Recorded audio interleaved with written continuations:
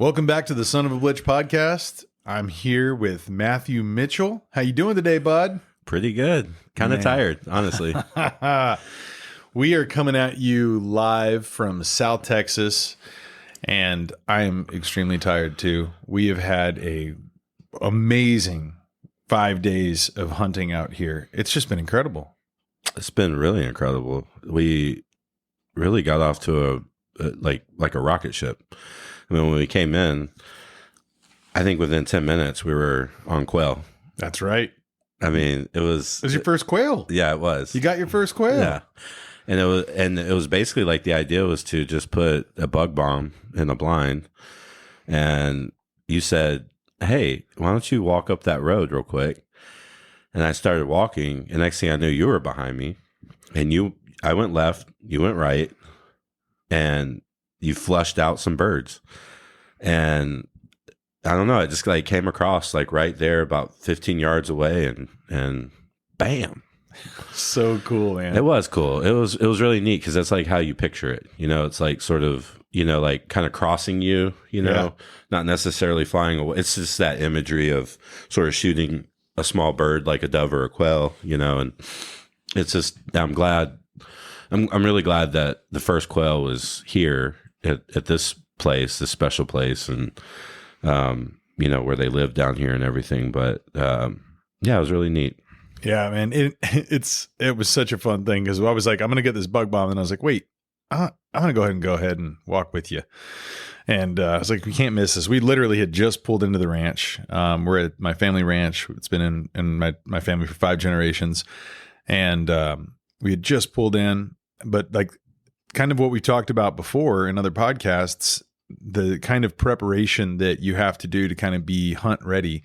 And in the blinds, a key part of that is making sure you don't have 300 wasps and yellow jackets and things flying around. Because last year I sat up in I was going to sit up in one stand, and it was just like a tornado of them flew out, man. And I was like, oh my goodness. And so same kind of case here. There's just been a few blinds that had been neglected and just needed to have some attention to them because it's hard to manage everything. And, you know, it's like if there's one that isn't hunted a lot, it's like, okay, well, you kind of let that slide. But it's amazing how quickly they can come in there and build nests. All these blinds have them. I mean, the blinds are high up, and down here in South Texas, the mesquite is about the tallest tree, unless if you're on a creek bed. Right.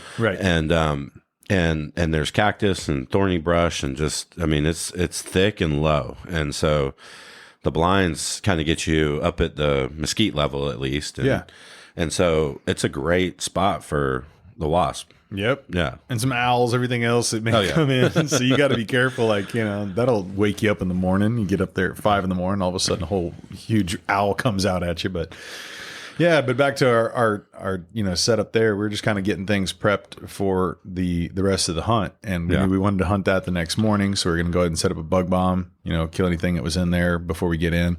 And yeah, we went off like a rocket ship, man. Actually, the beginning setup was at your house in Houston.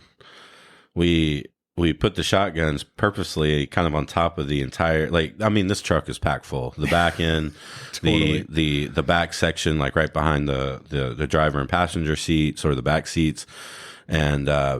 And so the shotguns were ready up at the top in the back seat. Quickest grab. Because, like, I mean, when you get here, you just really never know what you'll come across, whether it's small game or even big game. I mean, like, you can be driving down the road. I mean, we pulled our rifles out just in case, you know. No. You never know what you're going to see out there. We've been seeing a lot of pigs and stuff. We got white-tailed deer out here. There's coyote. We get sandhill crane. What am I missing here? Turkey. Turkey. Yep. I've heard about rattlesnake. Rattlesnakes, yes. There's there too. We got indigo snakes. We're not hunting those, but we got to see one of those too, which was amazing. But I guess we'll get back to that when after you shot the quail, we kind of got here situated and got everything unpacked, and then kind of like what we normally do is take a shot and make sure our rifles are staying true. And we're banging out 100, 200, and 300, and we're like, okay, we're ready to go. Yeah, and it's a nice feeling when you show up and you take a few shots, like 3 shots basically. Yep. And the 100-yard is a paper target, and it's the kind of setup where you just keep putting stickers over the top of it for keeping the target kind of fresh and clean. And then the 200 and 300 are these metal. What kind of? It's just like iron metal or something like that. Yeah, I think it's like 3/8 inch thick metal. There's a guy that was on the Texas Hunting Forum that was selling them, and he I guess he cuts them and he has a bunch of different sizes. And I picked them up a long time ago, and we just spray paint them white so you can kind of see them real well. Whether you're using a regular rifle or if you're using thermal, they'll kind of show up pretty well on those too. So, but it's about the size of a just a dinner plate, basically. Yeah, I think we had like a 12-inch. At the 300 and like a 10-inch at the 200. Yeah. And so we, that there's such a good feeling of, and then ting. Dude, that is such a cool sound. Yeah, it really is. Well, it's cool because like you're like, okay, I'm the gun is still where it was last time I picked it up, you know?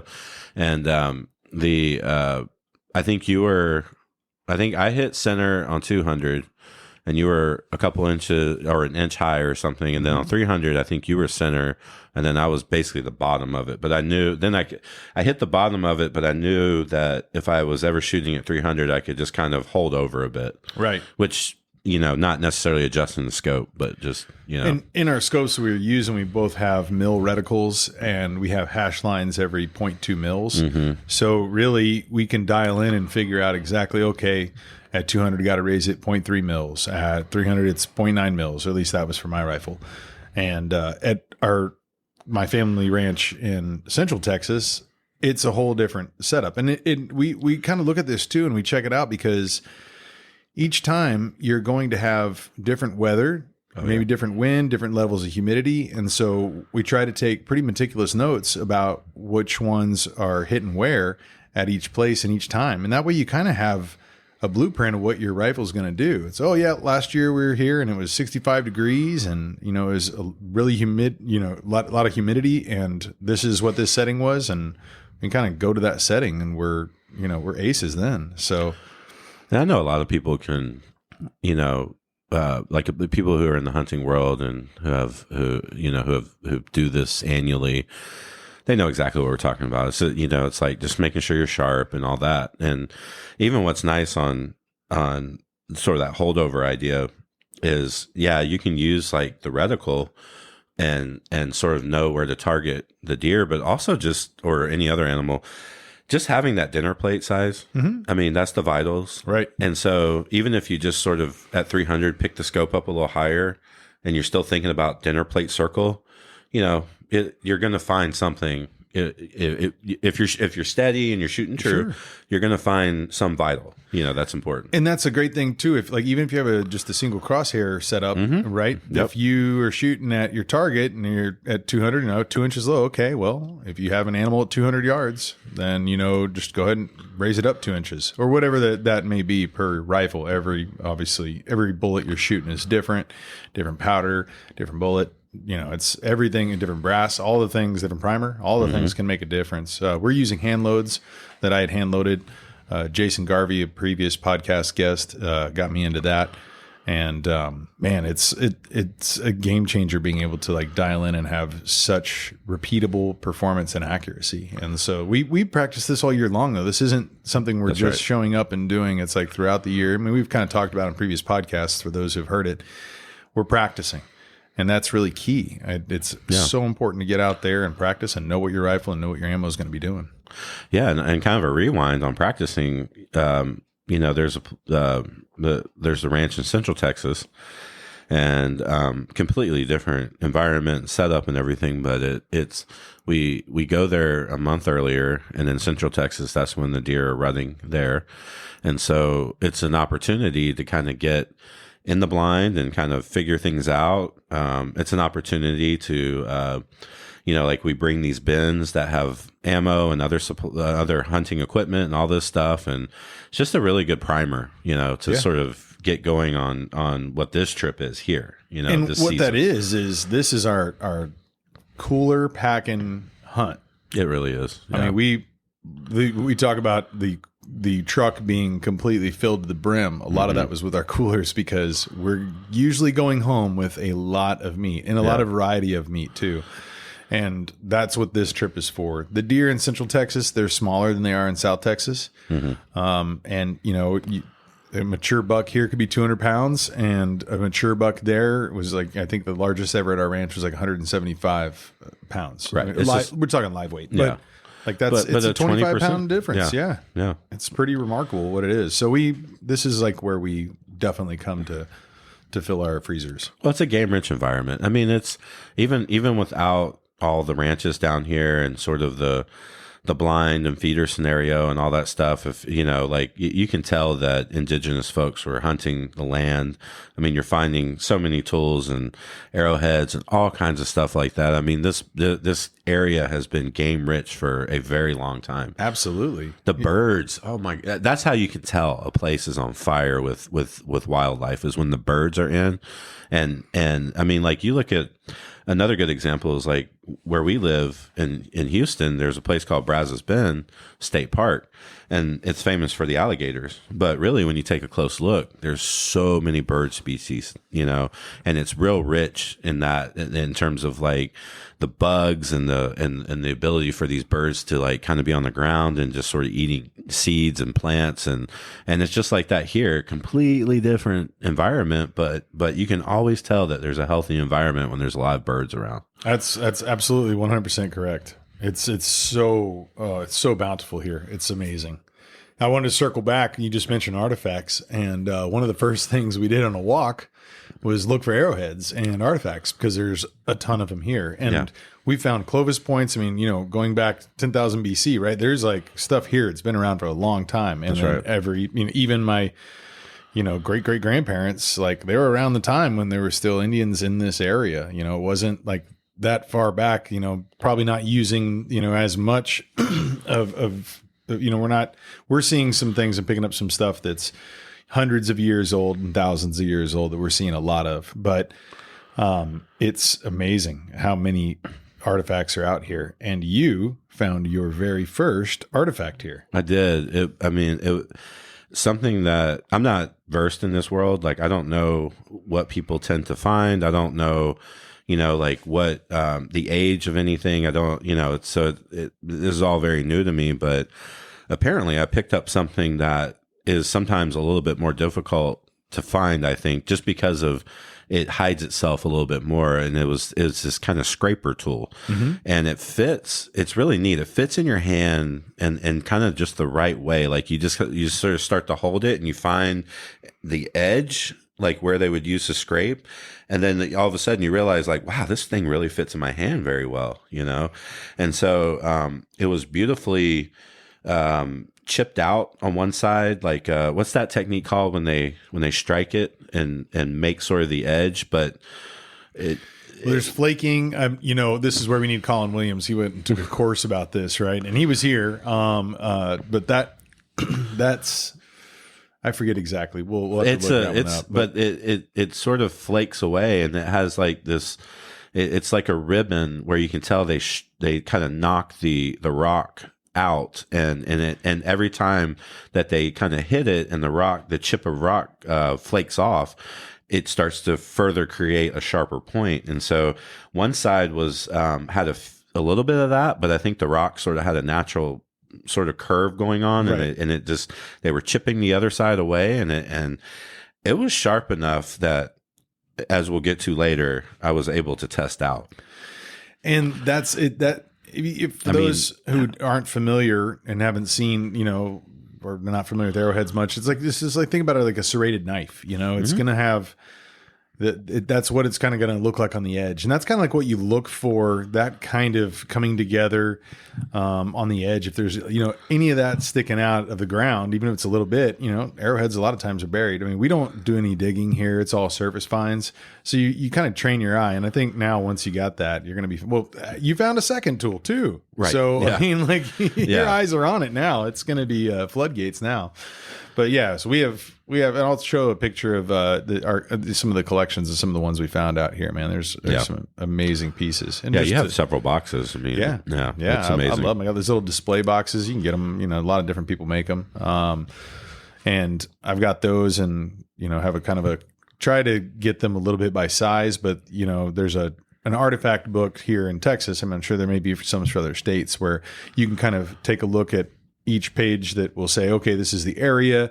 This is maybe 700 years old. This is maybe 2,000 years old. And, the different types that are out there. So it's something you can learn a lot about, and kind of, we know where the era that some of them were maybe from, but so it's kind of just neat to see some from all these different eras and different types out here. And there's a bunch of different types. It's so cool. And, coming out here and kind of finding or seeing these that you show me the box, and like there's several sitting around the house here and everything. But when I was traveling to England recently, we were in a museum and I was seeing stone tools and arrowheads from time periods that were, in the last 10,000 years, basically.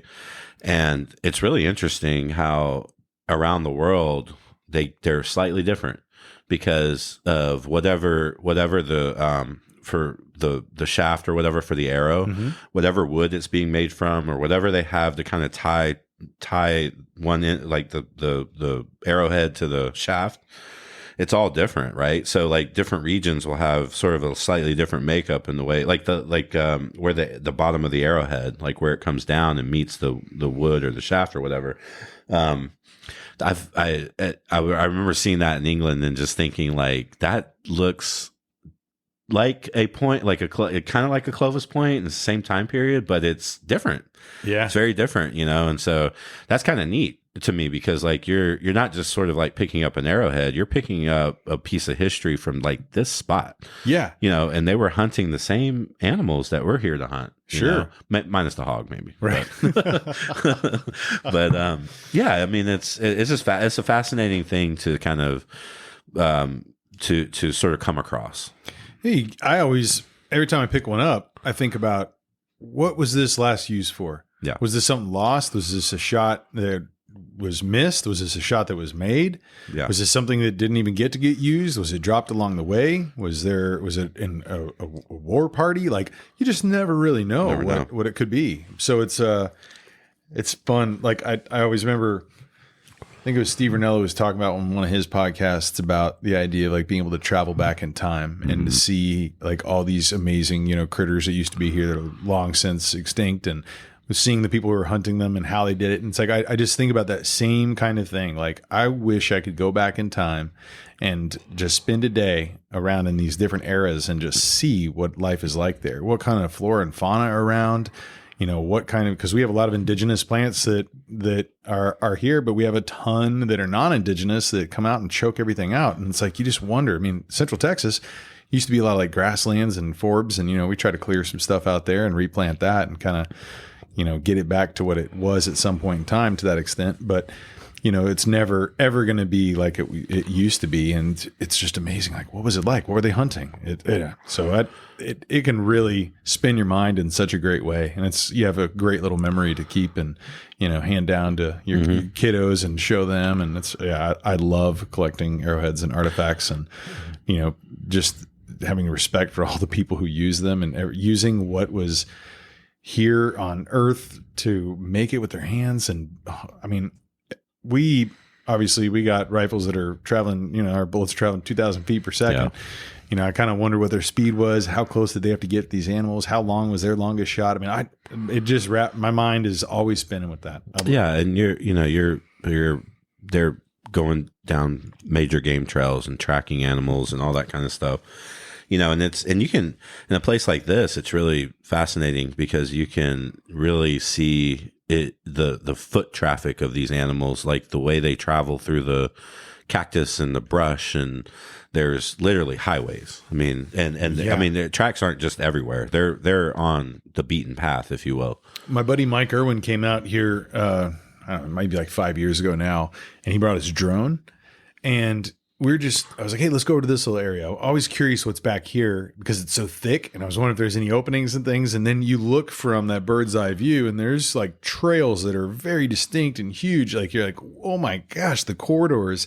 And it's so thick with all this mesquite and thorny stuff. You can't get through it, but they're getting through it. No problem. And it's like, it's cool. The highways you get to see from up there. It's a neat tool to be able to see. I mean, obviously Colin and I have the company Map My Ranch, so we're always doing aerial imagery work and such too. And, but we're not getting that detailed and that zoomed That in. close. Yeah. But, whenever you are with a drone, it's amazing what you can do there. So yeah, I love seeing all those on the ground and then kind of being able to also get a little bird's eye view and kind of put it all together in your head. That's right.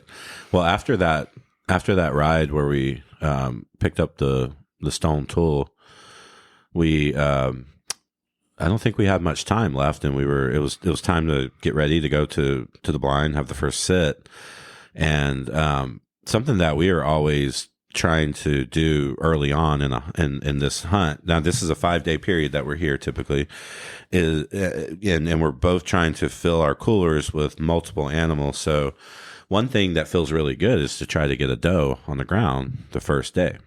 And so we have those intentions plus pigs, but we have the intentions of going in to get a doe in that first sit.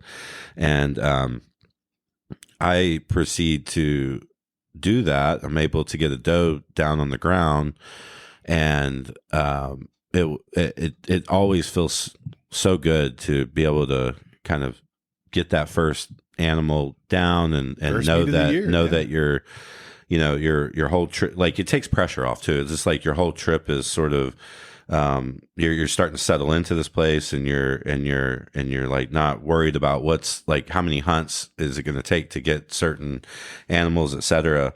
But I think the first night really goes to you in terms of what you were able to see and what you accomplished. I mean, you got to set it up and tell the story. Yeah. Well, we had a turkey that came out, and I was close enough that it was close enough that I got down out of the blind. I always bring my shotgun with me, and it was about 100 yards away, and I kind of got up and snuck through the brush, and it was starting to cross the road, man. I just put a bead on its head and nailed it. And then I was like, okay, back up to the blind, because there were still deer around. I mean, so you take a shot out here, they don't scatter necessarily. Sometimes they will, sometimes they won't. Or they come back. They'll come back. Yeah. So it was like my goal was to get a doe, and that's what I wanted to do. But I always take my shotgun with me because you just never know. And I was just blessed with that. It was a nice Jake. We had been seeing him around that area on some of the game trail cameras earlier. I mean, I sent you some of those too, but we had pictures of like 15, 20 turkey, and then it just went radio silent, man. Right. We didn't see them at all, and except for this one Jake. So I got him on the ground and got back up in the blind and grabbed my rifle and was looking at some does, and didn't see anyone that was like a good shooter. For us, it's 3.5 years or older most of the time. Get those out and, get a lot of meat with those. And there's some out here, some of the 5.5-year-old doe are just massive. I mean, they look very like big books. They look like bucks in other counties and such too. They're big. And I was kind of hoping for one of those, but I'd see a lot of mamas with some, babies, and it's just like, I'm not going to do that. That's a personal thing. But I ended up, waiting around, and they all just kind of scattered off at this one point in time. And I looked up, and this tank of a hog comes out. And this thing, I've learned something that, I definitely think is good advice for people too. You see a hog, they can be real skittish, and they don't stop. They're always kind of going. Mm-hmm. And so it came out, and I just put a bead on it and took a shot, and it dropped right there. And then let out this primal scream, and it got back up, shook itself off, and ran into the brush. And I was like, oh no, but I could see where I hit it. And I knew I was dialed in. So I knew it was a kill shot, and you got to track them, and pigs out here can be a little difficult. We talked about this. We've been here 5 days, and we've talked about the shot and everything. I didn't realize he hit the ground. He hit the ground. Okay. He dropped straight out, and it was almost like he was looking at me, mm-hmm. and he was sprawled out on his belly, and his legs are kicking, and I'm seeing him in the scope, and his mouth is open, and he's clacking and screaming and squealing, and it was it was Very primal, I'm intense. sure. Very. I was like, whoa. And I was racking ready to put another one in, and it just got up so quick, and I just didn't get a second shot off, but I knew I hit it well. And that's the kind of thing out here is like, you just, I've shot some before in that armored chest, like of theirs. And I, with a 30-06 and actually in that same spot, shot one, hit the ground, didn't move for 3 minutes, got up, shook its body off, and then walked off like nothing had happened. And I was at that point in time, I had put the gun back down. Usually I stay on it for, at least a minute or something like that. If there's no movement, if there's other movement, you put the animal out of its misery if that's what's happening. But I mean, I hit that thing dead center in the chest. Yeah. Went over there. There's one drop of blood the size of a quarter. That was it. And I was like, what? It just absorbed it. All that fat. I mean, that was a big hog too, but it just took that 30-06. And that is something that you don't think that's going to happen. So I kind of went a little higher up on the shot and in the neck, try not to hit that armored plate. And yeah, so then we are going to finish out our hunt there too. So we still had a little bit of time, and you don't know what else is going to come out. I was really jonesing for a doe. Now, don't get me wrong. I'm not going to, I'm not going to be upset about the fact that I could get a turkey and a hog. But then the hog, hadn't found it yet. So I definitely wanted to get a doe if we could, but nothing came out that the rest of that night that was, no big bucks or anything or any coal bucks we're looking for. So, then it was time to go and get our vehicle and go pick you up and go for a little search party. Yeah, actually, I had the vehicle, so I had to drive over to the doe, and thank God I've been strength training lately. I was in deadlifting and things like that. Like I picked this doe up and like barely get her onto the back of the vehicle. It's a Kubota. We call it the buggy. We call it the buggy. Or the lizard. This one guy used to always call it the lizard. Like the buggy. And they're like, what? Lizard? Why does he call it the lizard? And he's like, Kubota. Like the dragon, right? Yeah. It's like the Kubota. That's the lizard. So it goes by many names. It's our buddy Larry's, and he lets us use it. And so, yeah. Go ahead, though. So, yeah, it took 2 tries anyway. I mean, so like anyway, get her up and then drive over to George where he's at, and we go pick up the turkey, and then we proceed over to where he shot the hog, and no blood whatsoever. And so it's a grid search at that point, and it didn't take you long though. I don't know, just something about maybe you were on were you following the game trail? I mean, you might want to talk about that a little bit. I mean, when you're tracking, sometimes it's good to get on these game trails because they'll kind of go back where they came or like use a game trail getting out of there. Good point. And I've tracked a lot of animals, and there's been some where people are like, I found blood, but I didn't find the animal. And I'm like, let me go back there and look. And it's really a matter of just time. It's not giving up. Yeah. Because it's like, if there's that much blood or if it's this color blood, there's some things to look for. And, we don't need to get into that right now. But the idea is like what you're looking for is you get into the brush. And for me, it's the path of least resistance. Yeah. And some of the brush out here is so thick, it's impenetrable. So it's like, well, it went this way or this way. Follow this trail, splits again. And then, you've got, it's if I may, path of least resistance is the game trail. Of course. Yeah. But, and so that's what's out here moving and creating those spots. And that's where, it's dirt on the ground and not something growing. And so I just kind of followed one and went one way. I came back to the V in the road and followed the other one. There's a V off that. It's kind of like tree branches, It's like you just kind of go, and then eventually, I took a step around some cactus, and I was like, "Whoa, there it is!" And it was big, really big. So he calls me over because I was looking in another area, and I think I was 10 yards from it. And I just remember going, whoa, and not whoa from how big it was, the smell. Oh my gosh. A big old boar. Oh yeah. Stinky. That thing was stinky. It was really stinky. And that is something you just deal with. Totally. So many people, Totally. they shoot a big boar and they throw that thing in a dump or gut pile area. They or just leave it.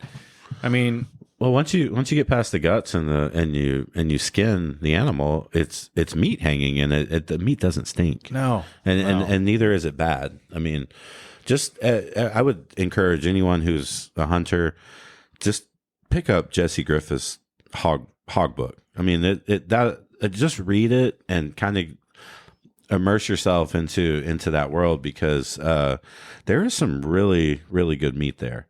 I mean, talk about that too. What about it? Because I have what I love about that. It's one of my favorite cooking / hunting books. Mm-hmm. But can you kind of dive into why? What is great about it instructionally wise, and kind of the layout that it does on, I mean, for different size animals and stuff. On the book? Yeah. Book? Yeah, the book is phenomenal. I mean, it won a James Beard Award. Yeah. I mean, that's how good it is. Jesse lays this book out in a way where it breaks down the animals by size, but it also kind of goes into the different methods of cooking too. And obviously along the way with different size animals or different size hogs, because this is the hog book, you are going to use different cooking techniques. And there's also in the front of the book, there's a lot about sort of just hogs in general, Yeah, kind of a good history in the U.S. of it, right? Yeah, exactly. And then with each size, like there's a section, and then there's butchering techniques, pictures, and methodology for every different size hog. So you have the smaller piglets, and then you have the sort of the medium sows, and then the large boars. And I shot a medium sow last year, and I've tried several recipes in there, and I've even ventured over to some of the boar recipes, etc. I mean, obviously these things are interchangeable, but it is just a phenomenal book that really gives you such an in-depth education on why these animals are a nuisance, but also a very nice animal to eat. Yeah. I mean, most people go to the grocery store and buy pork. And there's a lot of, especially like in the United States, Mexico, places like that, like around here, pork is a main staple dish for a lot of cultures, right? And so I do wish more hunters would see it that way. We sure saw it that way, and man, that thing was so stinky hanging up, but it was really neat. We took some pictures where George is standing next to the hog before he was gonna gut and skin the animal, and it was as tall as you are. Yeah, it was bigger than me. I think it was maybe I was thinking 200 pounds, and then later on I found reason to think that it might have been a little bit less, which we can get into later on. But yeah, I definitely teaser. So I remember grabbing it because I didn't have my headlamp like an idiot, and I needed to be able to pull it out to the road to where he could load it, and I needed to get. Matt had to guide me out and kind of walk me. He's kind of walking in front of me. I'm kind of dragging it by its back feet, and having to stop many a times. It was very heavy. I mean, it was, dude. It was a workout. And the thing that I needed to do is, like, while there's game trails, there's areas where animal doesn't always fall in the perfect spot, right? So there's a bunch of cactus. Sometimes you got to clear that stuff, and you have to be able to make a pathway. You're not going to be hurting yourself, or you don't want to get a bunch of cactus, stickers and stuff. It's going to happen. It's going to happen, but you try to not. it. You don't want to like run, this hog through a bunch of cactus, and then when you're skinning it, you're having to deal with that. So I'm trying to, be mindful of where I'm going, but. After, I don't know, I'd say a few minutes, it might've been 10, there's a couple breaks along the way, got it back out, and, we loaded that thing up, and that was another little workout there too. But got that back and, grabbed the turkey and your doe, and we came back and got to work, because that's when the work starts when the animal hits the ground. And I find it fun. Some people are like, oh, it's when the fun ends and the work begins. It's like, no, this is all fun. But it's all full circle. We've talked about it so many times when we get together and just with that, like on the phone or whatever, but also on this podcast, we've talked about it. Like there's a full circle of events happening annually when it comes to the hunting ritual. And it's doing the deed in the field, getting the animal down. Then there's the skinning and butchering. Then there's the proper techniques for packing it away in your freezer. Then there's bringing the meat right back out and throughout the year and trying various recipes and cooking and having you can tell stories of where this animal came from. Yeah. And you could just be sitting there with your family and be thinking about it. Or if people come over or friends and family, you can tell stories about it. There is a full circle aspect of hunting that I find very, very rewarding to be able to kind of do in this life. Well, and, Matthew had really helped me step up my game with cooking, because I've tried a lot of different things in the past, but I never got as in depth as when we met and we started hunting together. And he'd bring over some dish that, I remember you brought some javelina over and had some fixins for tacos, and you got to try this. And I had some, my wife had some, and I thought, the idea of javelina for a lot of people, they're like, nope. Don't want anything to do with them. And Meg was willing to try, and she tried it. And she's like, "Oh my God, when can we get more of this?" And I was like, "All right, like yes, when something's cooked right, and it's like people, some of these things are gamey or whatever. It's like you couldn't tell what this was. There's no way you could tell it was javelina. It was just delicious meat, and it just you can tell it's kind of like a pork type thing, but." Man, it's so good. And some of these recipes we've tried out, in the future, we'll be actually showing some videos, because we're going to be kind of launching a thing called BDT Cooks. What is BDT? Well, it stands for birthday twins, because Matthew and I have the exact same birthday, which was an amazing thing to find out when we met. We already liked each other. And then I forgot even how it ccame up. I feel like it's like a year later or something. I don't know. It was weird. Yeah. It was like, and then I forgot, someone's like, oh yeah, your birthday's coming up. That was it. I think I kind of looked over, like, I think it was Elaine said something, your wife. And I was like, his birthday's in April? Oh, that's cool. He's like, yeah, April 6th. And I was like, no way. Oh my God. Mine's April 6th too. I got a few years on you and some more gray hairs and a little more, balding hair, but I definitely it's coming, by the way, and it's there, dude. What are you talking about? You make it look so good.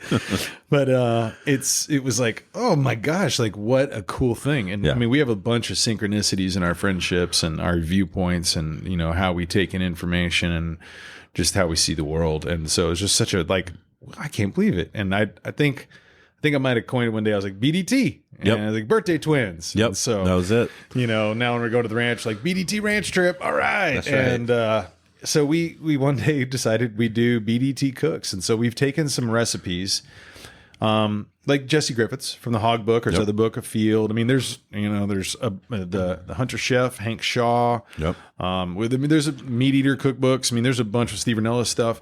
We've tried different things out, and we're starting to film it. We've done some reviews, kind of like post, or maybe take a couple pictures while we're cooking. But that's right. Yeah. We're going to do some more in-depth stuff where we're actually going to be, hey, we're going to check this recipe. Here's how you do it, and kind of walk someone through visually so they can see how to do that recipe, and give our thumbs up, thumbs down. I mean, I've tried some recipes when I was working on different turkey legs, and some are like, nope, that did not cook long enough. That needs to be lower and slower, and that did not work out.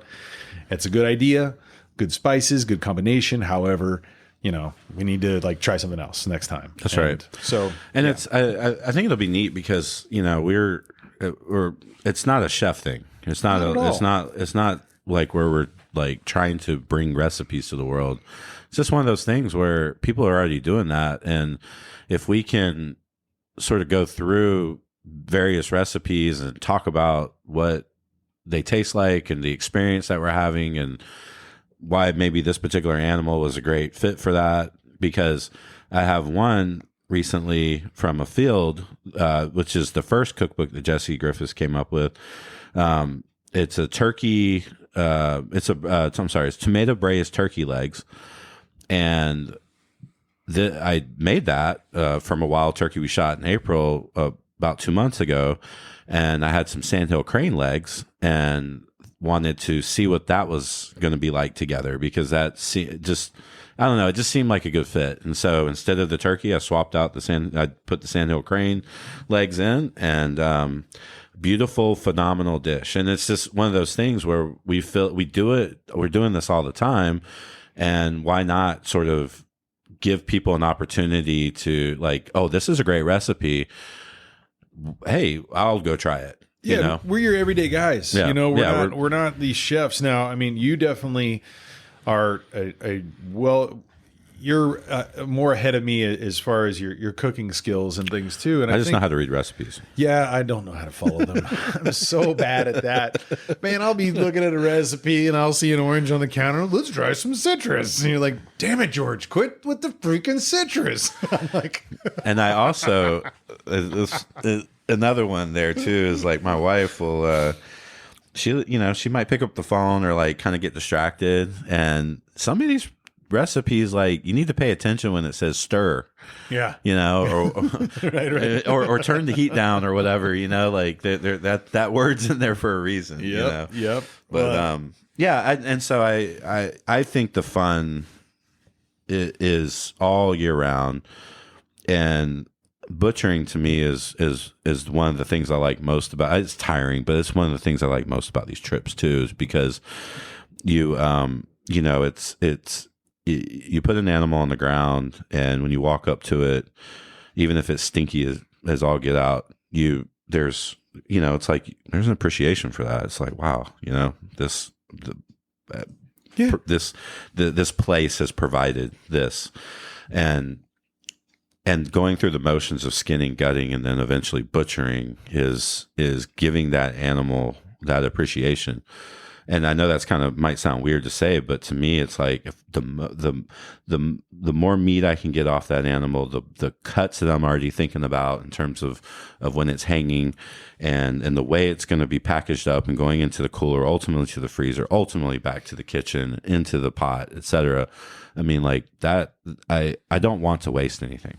Oh, absolutely not. And you don't, man. When you clean an animal, all you see is bone at the end. You spend your time. You're meticulous as heck, and it's I remember when the first time I saw you butcher an animal, because you'd hunted before we met, and I was like, oh my gosh, this guy gets it. You know, some people, you get tired, man. You know, my hands start hurting, and you get maybe a little bit like, I mean, kind of, lazy in a sense, where I know I have been. And I'm just like, I could have maybe got that extra little bit of meat, but I didn't. And then as you kind of start to practice what we're practicing more and more, you realize the importance of, taking every single bit that's usable, taking some bones, making some stock, make your own stock, That's like, right. No. Do it. It's right there. It's like, use everything you possibly can. And it's a good feeling going to the gut pile with basically, some like the guts and some bone, like, and but minimal, it's like, it again, it's sort of like that appreciation for that animal, and like sort of like this, it's a blessing, really, honestly. It really is. No, we're blessed to be able to do it. And we're also, when it comes to like hogs, it's like we're doing a service to everyone, and people don't realize that. But hog hunters, you're taking them out. They're an invasive species, and you need to get them out. And I mean, they can cause some serious damage. I mean, do you remember that hole over here in front of the house? Oh yeah, deep. It's like 2 feet deep, and it's like 3 foot wide. And we have some hogs that are massive out here right now, 200, maybe 250 pounders. And you drive over that, and like this buggy, it's a side-by-side vehicle that we're talking about, the Kubota, and it's like, you got a front seat, it's it's like a 3-person seat, and then the back is the same, and you hit that and you drop it in there, you could seriously hurt your vehicle or yourself in the process. And they do some damage, and you just see it. I've never seen it more prolific ever before. Yeah. I've never seen the rooting like I have before here. Right. Yeah. This trip. I mean, it's everywhere. It's insane. And we definitely got a lot of hogs, but they're an issue, man. And, a lot of times we're not dealing with it. We're in a hunting area here. This land, it used to be farmed, but you go to farming communities and these farmers plant their fields, and like the next day it's all upturned because the hogs got in there. You see pictures that, there's hundreds of hogs in a field. I mean, they do some serious damage. What I think it's Jesse Griffith's his cooking school. He has what is it? Save the world, eat a hog. So I feel like I'm doing my civic duty here at the same time. There you go. Such a delicious duty. No kidding. No kidding. So after we get these animals in the cooler, then we drive around, because at night there's always something that you need to do with the blinds or feeders or whatever, blah, blah, and it's a never-ending chore at the ranch. There's always something to do, and always. So while driving around at night, there's rabbits, and so that was another first. I shot my first rabbit after all this went down. And I actually recently bought a 22 that I ultimately want to give to my daughter, but in the meantime, I am going to use it. And I didn't even realize that was your first rabbit, because I took the 2 last time. Mm-hmm. That was your first rabbit. Congratulations! That's right. Rabbit Thank you. And a quail, a rabbit and a quail. Good job, man! Oh my gosh, I didn't celebrate that enough. Congratulations! Yeah, man. Thank you. And since then, I've shot a few more. What was interesting though is I had it all in my head a certain way, like you do. Like everyone has expectations of how things are going to go. Everyone's got a plan until they get punched in the mouth, right? That's Tyson? right. Yeah, or everyone has a plan until they get through the gate at the ranch. Absolutely. And so I brought a shooting stick, thinking that I was going to need. This is the first 22 I've ever had. I didn't grow up hunting, so this is the size of that gun is kind of new to me. It's still a rifle, but it's smaller, and so I was thinking a shooting stick was going to be necessary, and I was trying to use a shooting stick and trying to shoot this rabbit, and it was not working out. I think I threw it at you, and then I just shouldered the gun and pop, done, And that was the end of that. That expectation went right out the window. The shooting stick has stayed in the same spot the rest of the trip. That's right. Right. And so, but it was really cool to be able to with the gun that I bought to pass down to my daughter, to be able to shoot that first rabbit here in this special place, and so that first day, quail, turkey, hog, deer, rabbit. That's a great start. 5 different species. I mean, that's how rich this environment is down here, as we've already talked about. And we went 10 for 10 last year, 10 sits, and we had more than 10 kills, but every single time we hunted, we got something. Yeah. And it's a variety of game. And so you just never know. And that's kind of, we have this kind of goal / expectation that we'll be able to have days like that. But to start off your first day with that, and you're like, oh my gosh, like that's a heck of a start. And I think another thing that helps to that, for that 10 for 10 mentality and all that is that they're everything here we'll go for. I mean, we're not just deer hunters, right? So that helps a lot too. Sure. It sure does. But so what a day. That was day 1. And the next day everything kind of changed. It changed. Completely changed. And we didn't, that's the day that Colin arrived, I believe. He came late Thursday, Friday night. He got here Friday night. Yep. Mm-hmm. But the morning set, the evening set, we saw action, we saw animals, but just nothing in terms of our own rules here and everything. Yep. Just nothing that we could shoot. And then the next day was kind of like that a little bit.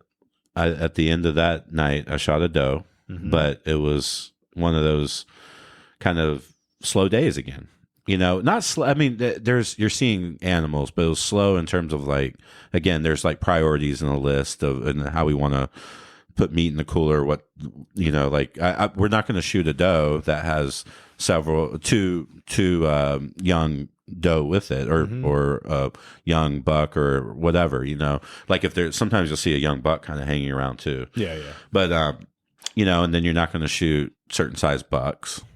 There's rules on that. George, you let them grow. That's right. You want to shoot a big buck, you got to leave the younger ones there too. Now we have a kind of a thing too, where there may be some kind of, you have to really study to know. Some people see some, funky antlered thing and they're like, oh man, it's bad genetics. And it's like, well, yeah, you see it limping on its right side. It's got an injury to its right leg, and that may surface out in its left antler. Like, there's things you have to evaluate and determine and study. And so we try to, like, a lot of the deer that we've in the past, if they didn't have brow tines, a lot of them are just slick. There's no brow tines. And so we kind of took those out because we liked them to have brow tines. And the brow tines are like, they're the first points that if you're looking at a deer head on, they're the very 2 points that come straight up, like right over the eyeballs. Yeah. You hear eye guards and things or different stuff, like, I mean, in kind of bigger animals, but like that idea, it's right above the eyes, and that, so they don't have those. And I mean, a lot of them don't. So in years past, you see a lot more, and we would try to get those out of the herd. But at the same time, it's about, we're not just trying to shoot them and do anything. It's like, we're eating them. It's just kind of, okay, just being selective, right? But we're very focused on, Matt and I trying to adhere to the rules of the ranch, what maybe wild game biologists have put together, and, your doe and your buck numbers. Cause a lot of times they'll have like kind of a quota of sorts or recommendation on your harvesting in order to what's best for the herd. Biologists study this stuff. You tell them what you've seen. You send them the game trail cameras. You've seen them your incidental observations, and they give you these numbers. And so here is a very doe heavy area. So we're looking for doe, but before you talk about that second doe you got, I think we need to talk about what led up to that shot, because that Saturday night, right? Colin is at a stand that's we're kind of in a triangle of sorts, and we're all within 800 yards of each other. And the way that we're getting in there is we dropped off Matt at the top of of our property in the northern end and kind of drove back around so he could kind of sneak on up. And then we parked the vehicle, and then Colin and I walked together down a Sendero dirt road, and then we split off left and right. So we kind of we hit like a T, and he goes left to his, and I go to the right, and then I kind of go down this lane. And then we get a text from you. Yeah, there's a Sendero, a long dirt lane, like George just said, where I can actually see the end of a shooting lane of where he is set up. Yeah, he can see probably 1,000 yards. That's right. And then it tees. That's right, exactly. And then I've unloaded the backpack. I've got everything set up in this blind, and I'm looking up and just kind of getting comfortable, and I see a person walk by. And so this is when I know that they have, just by timing and everything, I know that they're probably just arriving to their blinds. And I'm thinking that, I just saw George walk by. And so I text you and say, and Colin, and I just say Bigfoot. Like, that's it. That's all I put. 'Cause I'm a hairy man. And then 5 minutes go by, and I had a thought to myself, wow, earlier when we were driving by, George's setup is on the left of me. Like if I'm looking down that road, I know that your blind is like left of where I'm looking. I can't see it, of course, but I just know where he is. And then this person was crossing left to right. And I'm thinking, wait, why would George be crossing? Oh my goodness. I think someone's on this property who's not supposed to be here. And so now the texts start flying around. Yep. And that person had a backpack on, right? And I know you didn't get a long look at them, but that is usually an indicator here. We don't have a poaching problem. It's usually an indicator that it's somebody who has come across the border illegally and they are coming through our property. We're 30 miles from the Mexican border, and we have a lot of traffic. The thing that we find, and I'll show some pictures here too now of all the different sets of backpacks. Because like what happens is they'll come across, make that journey. They have clean clothes, medicine, water, some food, and they'll put it in their backpack, and then they get here and they change into their clothes and they make the rest of their journey, whether it's to a county road or whether it's to, used to be there's a landfill out here, and that was where I remember the Border Patrol guys said that that's where they used to pick them up a lot, and now it's just everywhere. But we'll find 10, 20 backpacks all together. So you see someone on your property, it's not their backpack, it's a pretty good indicator that someone's here illegally. I know that people have quite the viewpoints that are various of this wide ranging, of course, immigration and what's going on tough here. Problem. I kind of grew up with this being on the property. Like there was always traffic coming through here, based on our vicinity. And I grew up, and I remember, my uncle, like there was a guy who, I think he was like 70 something years old, and he had like the sole of his shoe was blown out on one shoe, and he's like dehydrated as all can be. And he came up to the house, and he gave him water and he fed him, and like that, like he did what any good human should do, is helping someone out. And this guy was not doing well, and there's people who don't make the goal of their journey here. There's people who, this is really tough terrain, and again, I'll kind of show you guys an example of kind of what is around here. And I can't imagine making that journey. And, it's such a weird thing, because the people who are coming across here, they're trying to get to a better life. And I respect that. I mean, we're a country of immigrants, right? I mean, absolutely. It's like, all my time I've spent working with Native Americans and Native American Indian elders. And, I always just kind of keep that in mind too, right? There's a Jack White song. It's like, what's what and who's who. You should kick yourself out. You're an immigrant too. It's like, we're all coming from some other place. I mean, I'm Pangean 100%. But whenever it really comes down to it, these folks are a lot of them are trying to just get to a better life. And it's a thing that I didn't know at first what to do. And I kind of just sat and I thought about it, and I called up Border Patrol, and the phone doesn't work. And I have a list of Border Patrol agents. There's been times we've been on hunts before, and I was with my brother-in-laws once, and I was kind of showing them, I had them all in the blind with me and showing them kind of what's a shooter and what's not, and trying to, just kind of educate them on the property. And hog comes out, and I get that rifle up on, I'm about to take a shot, and I see some dust coming in, and it's like, I kind of hear a low rumble, and I put the gun down, they're like, shoot it, what are you doing? And I'm like, there's a vehicle coming right behind where that is. I know I can hit that hog, but man, if I don't, I'm sending it right towards that vehicle, and that's not safe. So go ahead and pull the gun up, and, right around, boom, boom, 2 Border Patrol agents turn that corner, man, and they've come flying up, like, what are you wearing? I'm like, khakis? Camo. What do you mean, what am I wearing? How many of you in there? Like, there's 4 of us. Like, what's going on? Like, oh, where'd you come from? Right over there? Oh, okay. Like, what's the big deal? Like, well, you triggered some sensors, and because there's multiple bodies, we came out thinking that it was a group. And we're like, oh, okay. And at that point in time, I was like, I'm going to get your cell phone and your cell phone, and here's my cell phone. Here's my business card at the time. I was like, if you guys have any other sensors, we're going to be here hunting all weekend. Please give us a call so that everyone stays safe. And we also, are going to make sure that we don't have hunts that are ruined like that. And so I had probably 5 or 6 agents from all the years of experiences. And, they've gladly given me a cell phone. Oh, text me if anything ever happens, and I couldn't call because the Border Patrol, their station here in South Texas, that's near us, the phone lines were down. And they told me that too. Like when we were texting, and for whatever reason, they all just went down like that day. There was some issues.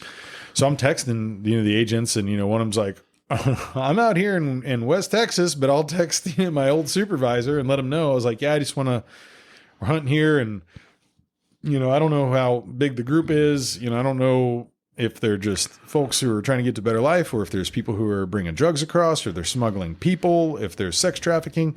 You don't know what's coming through your family's property. I mean, these people are here on our property uninvited, and it's kind of scary. Right. You know, and it's like, you're shooting an animal.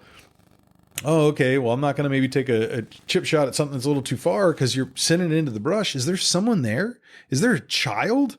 Like, yeah, because there's children that come across here. Sure, like, you see all kinds of like trash that indicates, you can tell there's children. Absolutely, there's kids' clothing. Because it's the kind of, I mean, you'll see the kind of food that I feed my child. Absolutely, it just has, it's just written in Spanish on the packaging. Absolutely, absolutely, and it's not. The majority of the people that are coming across here, it's not Mexico. They're coming from different places, and as we found out, because there's times where we find these, and you can kind of tell too, right? You'll see a bunch of backpacks and you can tell how old they are by maybe how much dirt and like settling down like is on top of it. You see something that looks brand new straight out of, Walmart or something like that. You're like, whoa, wait a minute.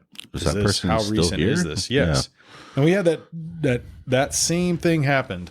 We told you this story too, where was it Colin Williams, Jacob Spradling, Rob Sides, myself, and we were traveling down one of the roads, and Jacob's like, "Hey, hold up, stop!" And there's what appears to be a jacket hanging from the tree. And we've gone over there, and a lot of times we'll find all these backpacks and throw them in a big contractor bag, take them to the front gate, and get rid of them, clean up the land, and try to it's an ongoing process, but it looks like a new jacket as we're approaching to it. And right below it is a backpack, and there's a cell, like a cellular phone charger, and there's the wires hooked up to it, a USB cord. There's no cell phone there.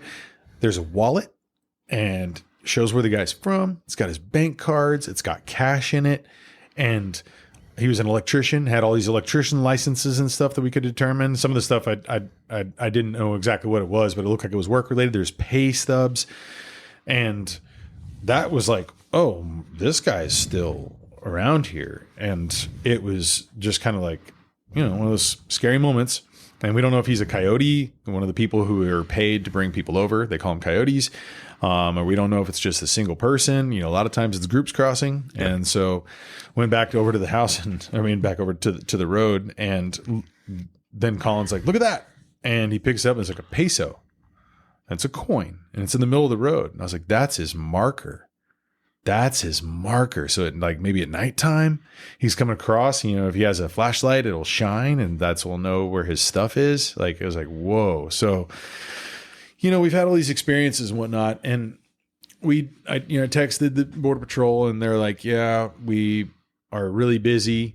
We got a couple other calls that are going on, but we have someone who's going to come out to you, maybe in an hour or two. So it's like, okay, I guess we'll finish up our hunt, because by that time everything had ensued. We're seeing game. So we're like, whoa, okay. Colin saw javelina. Yep, I saw him. You saw him first. Yeah, you saw him down that same 1,000 yards away. Eagle eye. Well, they're blobs. Yeah, I know. They are. And then you pick up your binoculars, and it's like, I think that's how. No, there's a hog. Is it javelina? I'm not sure. Even in the binoculars, it's like still blobby a little bit, but yep. But yeah, we were seeing game. That was the first. I think I saw the first kind of like getting close to mature buck on that sit, and saw several doe and had a lot of action right behind me. I had that, and that's where I shot that doe, just out the window, in the door in the back. Yeah, and there's a window built into the door, which, for those who have not an easy shot. In those too, it's not the best setup. There's no place to rest your arm. Like, there's no kind of 3 points of contact. You kind of you got to know what you're doing, and obviously you do. So you're that's a good. We were talking about these things this weekend, because it's always a good reminder. And we were talking with Colin about how, like, when you're in a blind, that if you can rest your gun kind of in the corner of a window and then apply pressure with your hand on the stock or pull on the strap, or in this case, I don't think I even mentioned this to you. You had that trick about the sling kind of coming over to your arm. Yeah, pulling it into you. I just got a little tangled up putting the gun on the window, and my elbow actually did kind of get locked into the sling, and I put my hand up, and it that actually works. It steadies you a little bit better, and so it was one of those shots where I've had a lot of shots out of blinds where like I am true, like the crosshairs move the way I want them to move. Like it's steady. This one was a little bit kind of like I could tell how fast the crosshairs were dancing slightly, and it was just a little like I knew when to pull the trigger because like the crosshair was kind of coming like it was just you can't see me right now, but George can, and I've got my fingers crossed and I'm kind of moving them slow in a circle, right? And so when it found sort of that space right there, right behind the back shoulder and the rib cage, I pulled the trigger. And it went down right there on the road, another heart shot. Unfortunately, I do like, I'd rather keep the heart than blow it all out, but, they're tasty for those who don't know. Absolutely. We will definitely be doing a video at some point. Hopefully selfishly, I want you to do that pokey dish again because it's so tasty. Right. But it's like tuna. You either barely cook or you don't at all. We did it raw. Like it was not cooked and it was delicious. That's right. It's so good. But that's one of those things, man. Don't throw that out. Save it. Look up a good recipe or, hopefully we can share one soon and just check that out. And then there's a lot of really good ones out there for different heart recipes. It's tasty. I was not a heart eater until you came along, and then you kind of made me rethink some different things about liver and pate, and just I'm still not the biggest pate fan. I will sample every single one you make, but I will not eat it for multiple meals. It's something that I like it for when I do, but it's not for me. I don't eat it a lot, but I've always liked it anyway with like charcuterie. Oh yeah, it's always great with that. I mean, it's something I've always gravitated towards in terms of just going to some of your European delis, etc. Yeah, but it's fun to make. Yeah, I mean, it's just a cool thing. I mean, and there's a lot of people, if they have the opportunity and the setup, they can kind of cook it right away. Yep. Like here, when we come here, a lot of meals are pre-planned.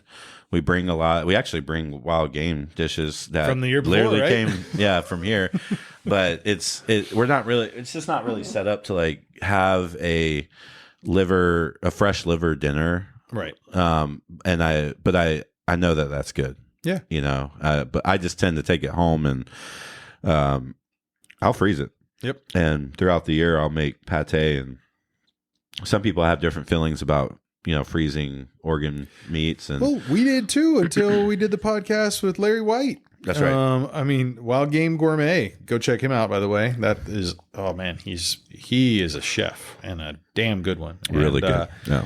And y'all should check out that podcast too if you want to get into, if you never cooked a heart, or your other, liver, or you want to hear about different organs and things that you can work with. That's a really good. He's a really good example and teacher, and very much not just so much knowledge about how to butcher and when to do certain things, and, all that. But yeah, so like that, you didn't get the heart, unfortunately. Yeah, Shout through the heart. Can I say that? Am I going to get charged for this? Am I using someone else's? Be careful. Be careful. But we pick up the deer and bring it back, and I remember, skinning and kind of butchering up the deer, and Colin was hanging out with me a bit, but I know you were in here texting Border Patrol, ultimately meeting them, and discussing things with them. So kind of very different nights for you and me on that one. Totally. And in full honesty here, it affected me a lot. Sure. And to the point too, where like it kind of debilitated me a bit. Like I was emotionally just really drained. Cause for me, it's like, okay, this ranch has been in my family 5 generations. Mm-hmm. Eventually, I'm a caretaker of it now, and I've been a part of the wild game management for, almost 2 decades. But, as the generations pass and go on, I'm thinking about the stewardship of the land, and also that passing on to my girls. And the thing that's really messed up is like, what are you passing on? Because that it's not just this family land. Now you have a lot of problems that you're passing on to, because it's a problem when you have trespassers, and they are trespassing on our property. And then the whole foreign national thing is just like a different level of that. Totally. I mean, and again, we're not here to talk politics of things too. Everyone has differing opinions. What we're here to talk about, a lot of our conversations, wild game, and it's perspective. I mean, like it's there's nothing we're saying has anything to do with like, how we might vote for that particular subject. Right. I mean, I don't even think I can vote for it because there's so many angles, There's so many angles. But the perspective of like being here and the remoteness of it. Yeah, you're out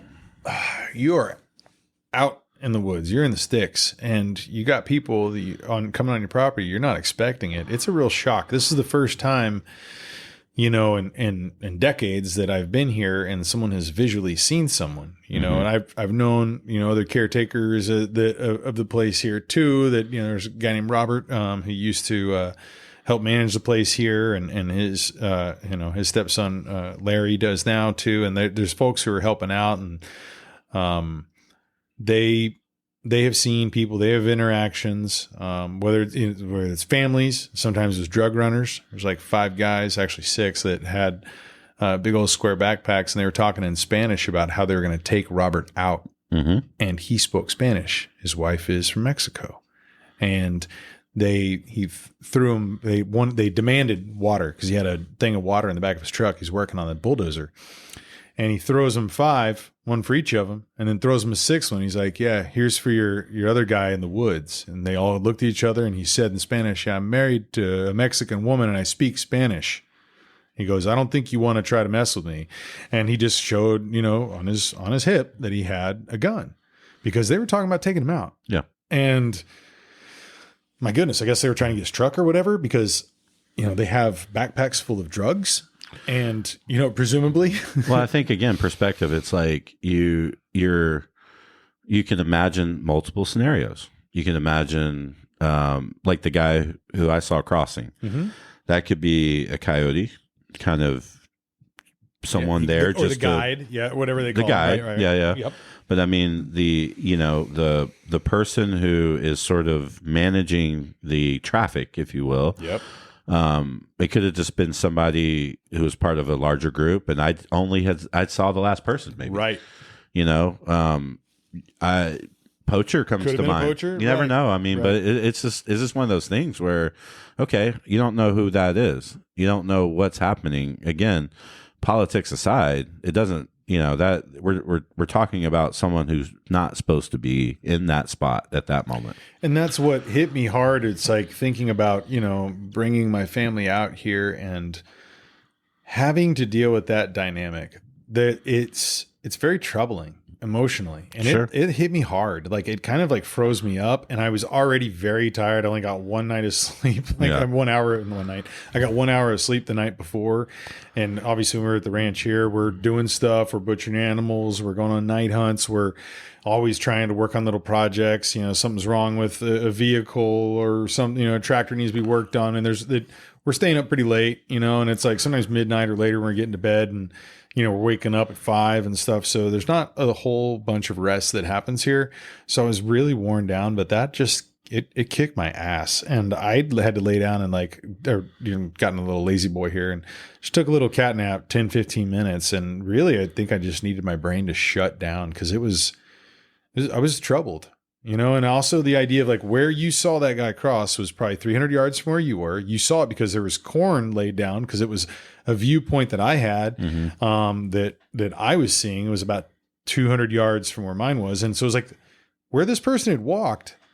If I was 10 minutes earlier, I very likely could have crossed paths with them or a group. And talking to the Border Patrol, he's like, yeah, we have sometimes 100 people coming through here. So I could have had, 1, 2 dozen, 100 people that are there. We don't know, but it was like that hit my mind, and really it disturbed me. And, it just was like, I don't know. I still, you don't know what to make of those kinds of things. You Yeah, don't. yeah. There's no fix. There's no magic wand. There's nothing because, people are still going to come over here. Whether you try to build a wall, they're coming around it, they're going over it or under it, or they're just going to the next place so there isn't one, or they're crossing a river. And sometimes you cross the river, your ankles don't even get wet. There's areas that's just easy to get across. And it's like there are people coming over here. And like right now, there's a lot of them. He said they're busier than ever. He said in Eagle Pass, a neighboring town that's kind of about the size of our local town here, that but it's a little bit of ways, but it's kind of similar from the border. And he has 3,000. They said they had 3,000 people in custody. Yeah, quite a bit. I mean, so it's a lot of people coming through, a lot of traffic right now. And so just that messed with my head. So anyway, it's perspective. It's like you can't, you have to be on the border here to see it, to like have that perspective of like how impactful that could be. And I mean, imagine all the ranchers and just everyone who makes a living on the border and across all these towns and places. I'm again not trying to be political or anything, but it's one of those things where I think a lot of people don't know what the hell they're talking about when it comes to this subject. Yeah, I mean, and if like imagine you have 12 people or 50 or 100 that are coming through your yard. You're not going to like that. Like it's going to make you feel uncomfortable. Yeah. And it's not. And I think that person probably is. I can imagine that person is never seen. No, like that. Like it's not. It's the chance encounter. It's not the like the. Yeah, these people want to stay hidden. Yeah, he's moving during hunting season, during hunting hours, which is risky. Yeah. I mean, the whole trip that they're making is risky, but we were kind of in a triangle there. Yeah. So he probably was just trying to get the hell out. Yeah. He probably heard the vehicle and things too. And there's a water tank nearby. And the next day I found a makeup purse, basically. Yeah. And the lady's ID was in there, and a bank card, and it expired on 4/20, April 20th, or April 2020. Yeah. And so it's near the tank. I don't know. My uncle was saying, he's like, well, maybe they're about to get picked up, and she didn't want to have an ID on her. And so she threw it in the water. And I was like, that's an interesting thought, because the water's receded. And so maybe that's been there for a little while.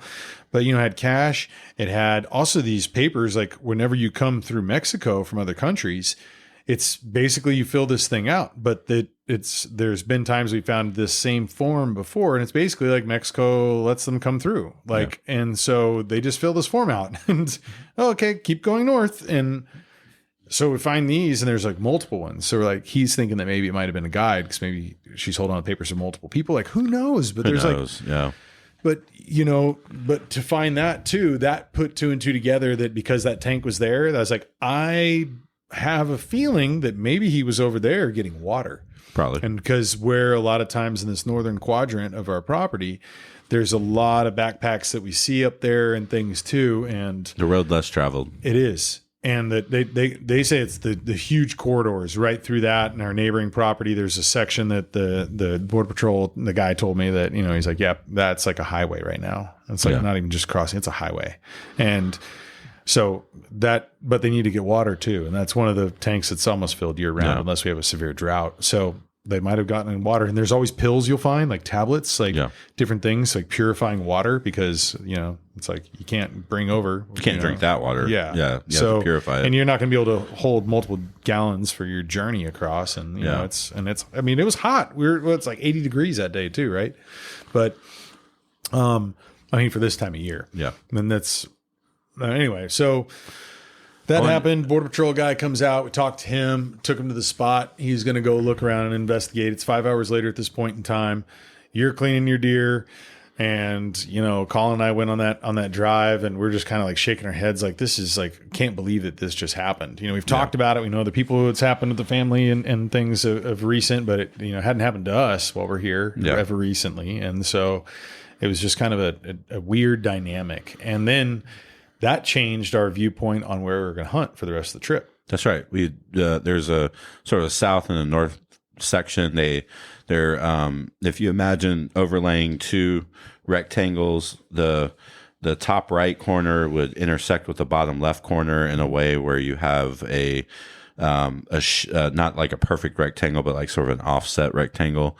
And we chose almost that Tetris piece that you're always trying to get at the very end. Yeah, that's right. Game, Yeah, exactly. And the south quadrant is where the house is. There's a lot of more driving around. It's more open there. So it just felt like that. Let's just kind of stay in that section. And because I was surprised that we all saw a game too. Because that made me think that it wasn't a large group. Because me too. I agree. A lot of times I've gone out on hunts in the past with my buddies, Rob and Jacob. Number one, we went out, none of us saw anything, and that's odd because there's times you see 30 to 50 deer at a sitting. So to see nothing and three of us, and it didn't occur to me.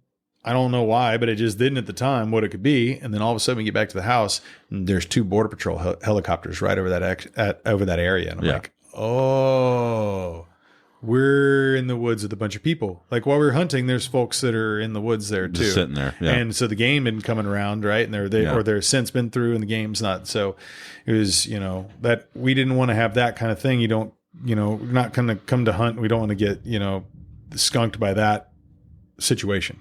So we said, okay, we're going to go and hunt in the south.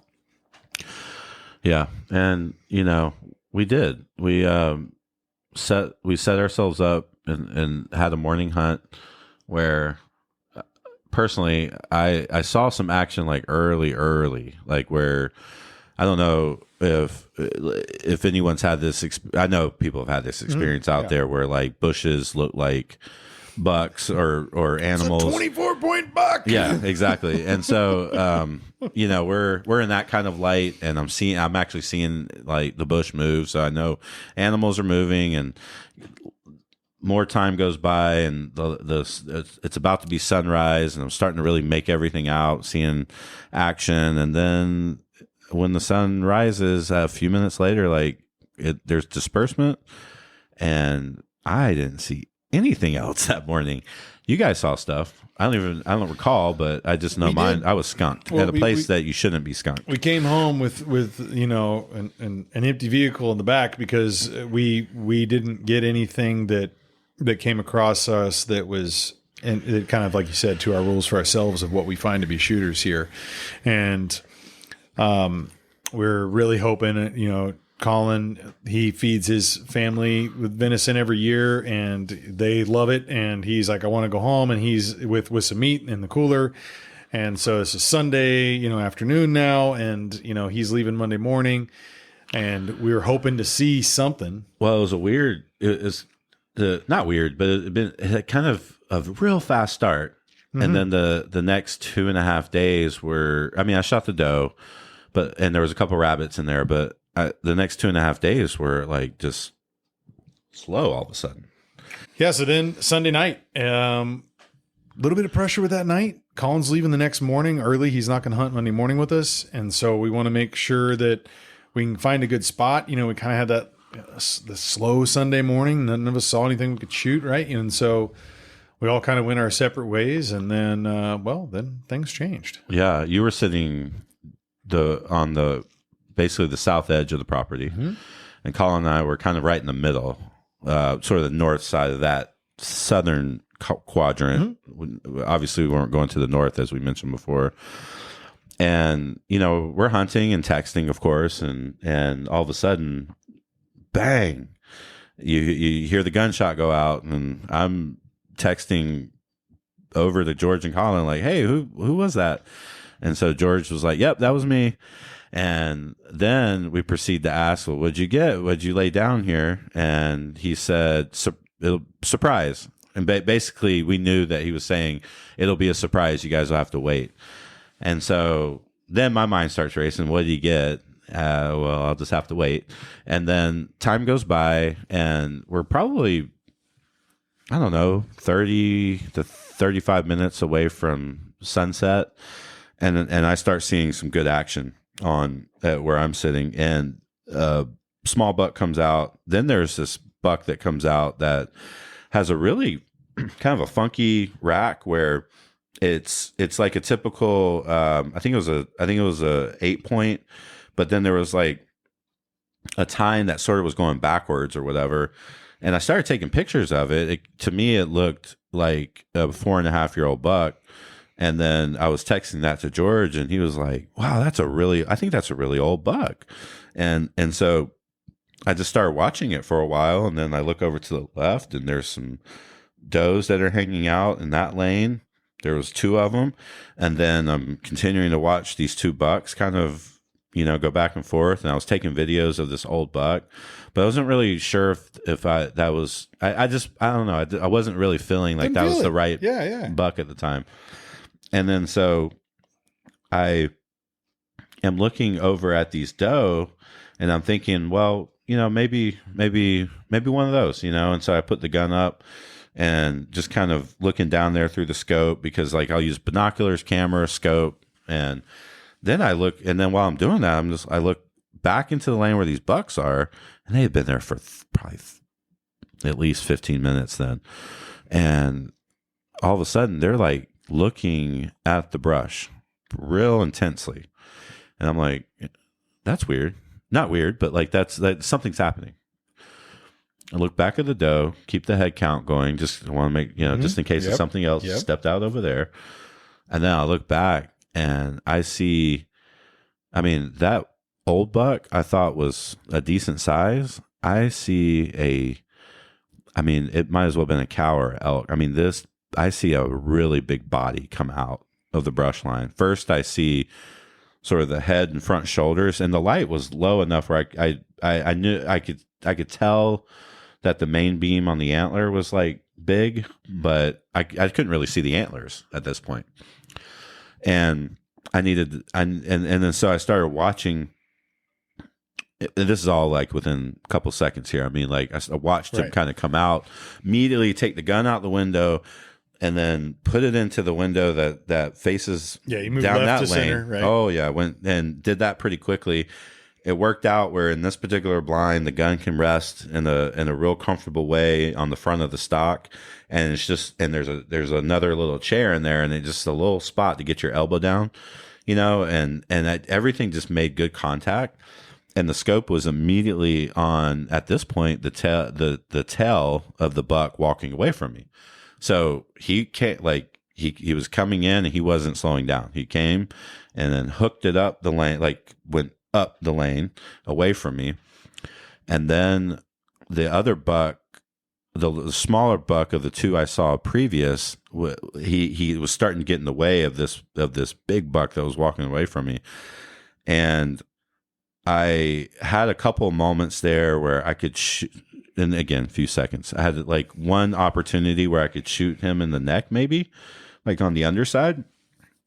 But then I realized, okay, he actually was eating a piece of corn right there, because they will lay it out in the road, and he starts to quarter away, which means that his tail is still facing me, but I'm seeing more of his body, and I start to see his neck and his shoulder, and the other small deer is he's starting to cross in front, and as that deer is crossing, and basically the back section of his body uncovered, like he's crossing in a way where the back section is now only covering half of the deer that I wanted to shoot. Right. And as that was happening, the deer went broadside, which means that he was perpendicular to me, which was perfect. Yeah. And the scope, everything was completely still. And that young deer didn't even finish crossing before I pulled the trigger, because those big bucks, these giant bucks, they can be gone just like that. Yeah. Just like that. So many stories of almosts. Oh, and I didn't want to be an almost in that moment. And we've learned that's because I've been an almost before. Yeah, same here. I don't know many hunters that haven't. If they, right. if you haven't, you're probably telling a tall tale, because there's a lot of those. So pull the trigger. And something I've been doing recently as a shooter is I've, kind of staying in the scope and watching things happen. Well, came out of the scope, but I still saw this guy kick like a horse. And then he proceeds to run into the brush. And when you see that kick, and I didn't hear. See, sometimes you can hear like a thud, The thwack. the thwack. Yeah. Yeah. But I just didn't hear it, and so. But I saw he kicked so hard, and You knew it was a hit. Right. every time that I've had to go into the brush and find something that kicked that hard, you find it, you know. But the even within the first minute or two, the uncertainty sets in a little bit, and it's like, it's not did I hit it? It's more like, how did I hit it and where did it go? And so I think with last shooting light, now there's another 20 or 30 minutes to go. And you guys were like texting back and forth. And I remember picking up the phone after a bit, and you had who made the shot? And then like Colin had said a couple things, and then you were like, man, Matt is silent right now. Like something good's happened over there. He's in go mode. Yeah. Yeah. And so I finally text him that, hey, I shot something. And George's like, what'd you get? I'm like, surprise. You're going to get a surprise too, man. Volley this right back into your court, sir. Exactly. Yes. I was like, so, that's great. Yeah. And so we still had some light. And I was texting George away from the group text saying, man, I really, really hope Colin gets one. Yep. And, you know, I don't think I think you were with Colin when he was telling how he got his. I don't know if I ever actually heard that bit, because everything got crazy that night. It was last light. He got it at the very last minute, and basically Doe's coming across, and he popped it, and you know it. We'll tell that because that's part of the story too. But you know, I mean, we basically just had to track it in the woods for a minute with the blood trail. It was very light, but then we kind of did the grid search and stuff too and found it. But that took a bit. I mean, but he got it. But I mean, but I think we need to come back, chronologically here and then what happened. Yeah, and so we're all in surprise mode, and so George and Colin show up to my blind, and we drive down the lane, and. When we parked the buggy, we were shining light on the road, and I said, George, you remember what happened here last year? I mean, it's the same spot. 200 yards from the blind, and the exact same spot you took the shot. Yeah, is your last year, your 10-point buck. We'll show a picture. And your 10-point buck, which was your largest mature first. It's the first mature buck I shot, and I think that there'll probably be. We could have a podcast on that. Oh, because there's so many years kind of leading up to it. Like the deer that have been. Everybody's been through this, whether you do it as a kid or an adult. I mean, like you layer on knowledge and information and practice and experience I wasn't one of those people who shot a big something my first time or first year out. It took years to get there. And so that was an incredibly proud moment. And that last year and this year, it's just like, oh, I shot something like that. I mean, it was a mature buck I shot. I knew I'd shot it. I knew I hit it, as we mentioned before. But in that moment, we were about to start looking for a blood trail. It was just like a wave came over me of like, wow, I cannot believe that this is happening in the same spot. Same spot. Same exact spot. Last year's, you knew which way it went in. It went in on the right. Oh, yeah. And so we went and tracked it and got it. Yep.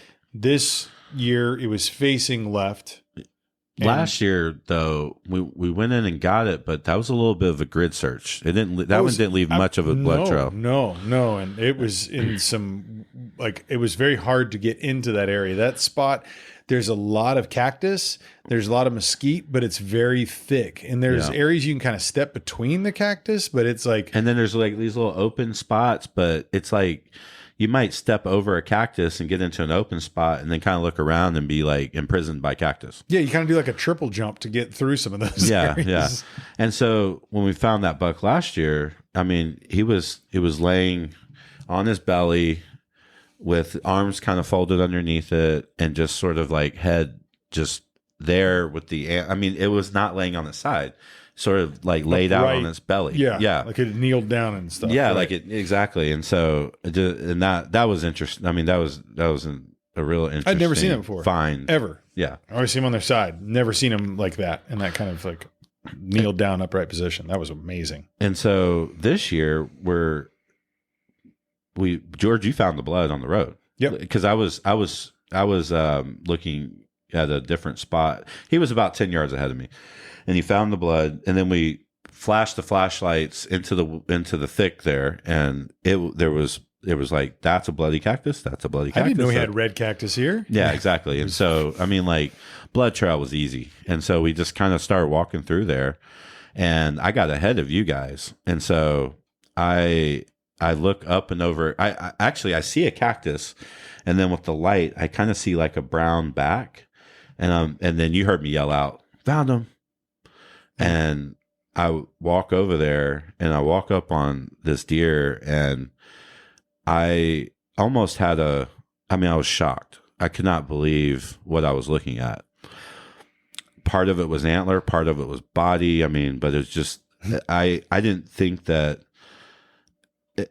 It's weird. I've had some emotion come over me about like how could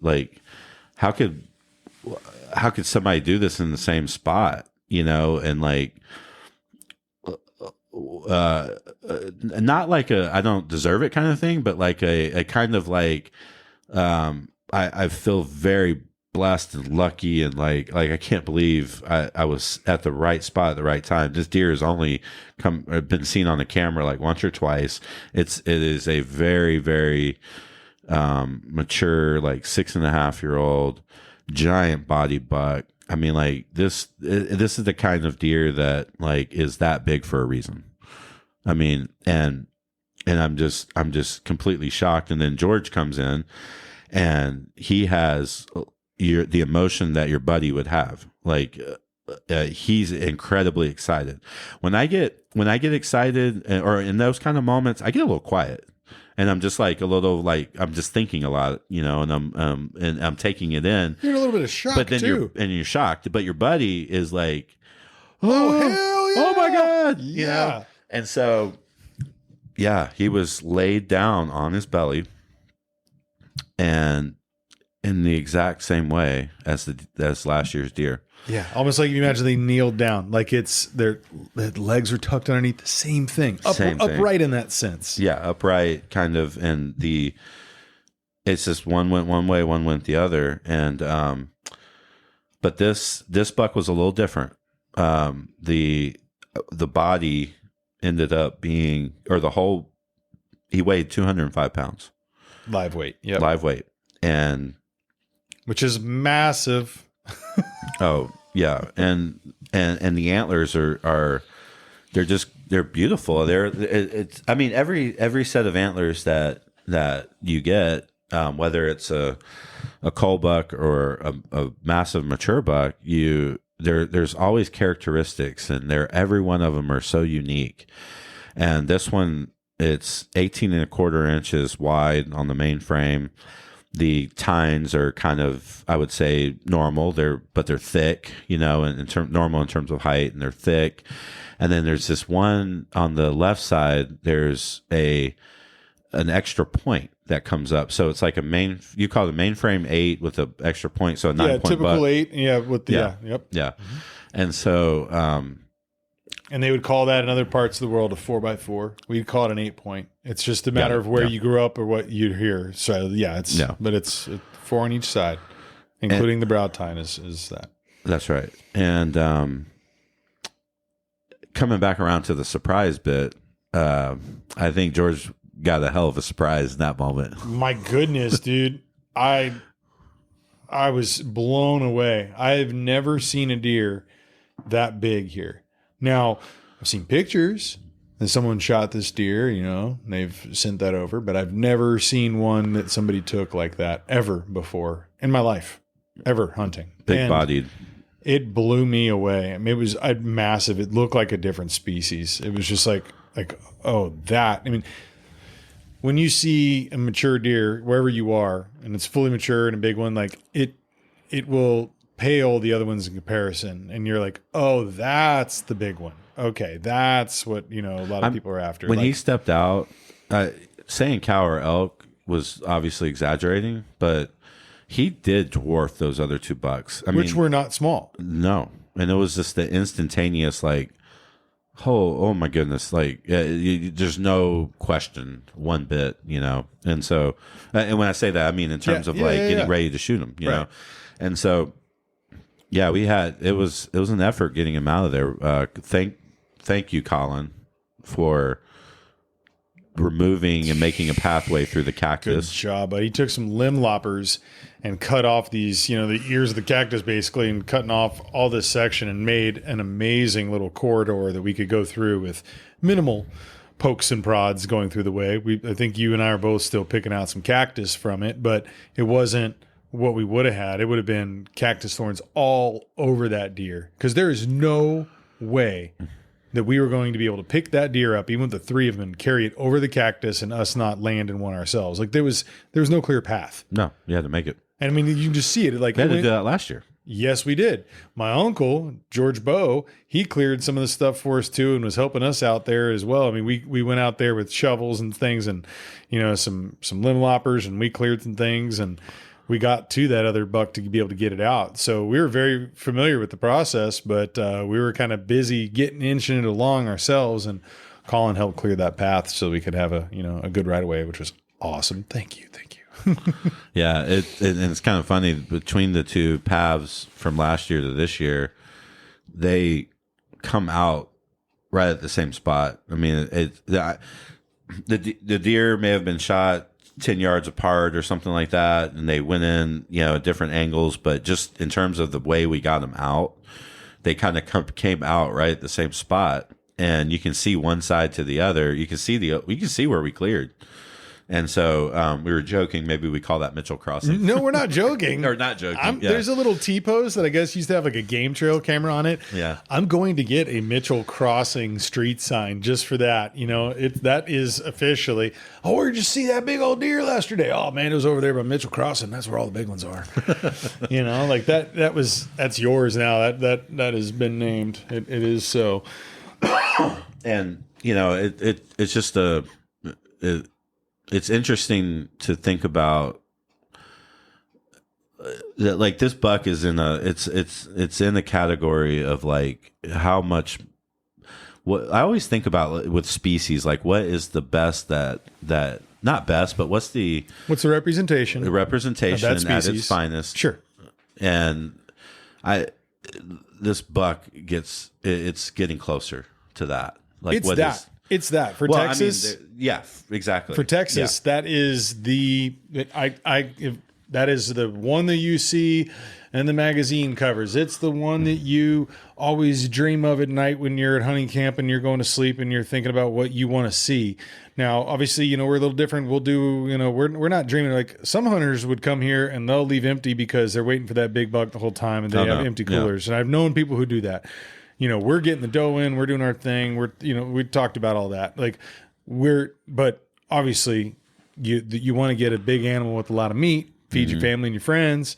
And, when you like you said, you didn't even really get to pay attention to the antlers. Cause you and I don't know many people that do. We're not eating them, but while it's really cool to see them, because then as you get a Euro mount or shoulder mount or whatever, you just cut off the antlers. Like, those antlers tell that story of that hunt, of that time, of that friendship, of that camaraderie, of the work you did, all the things that lead up to it.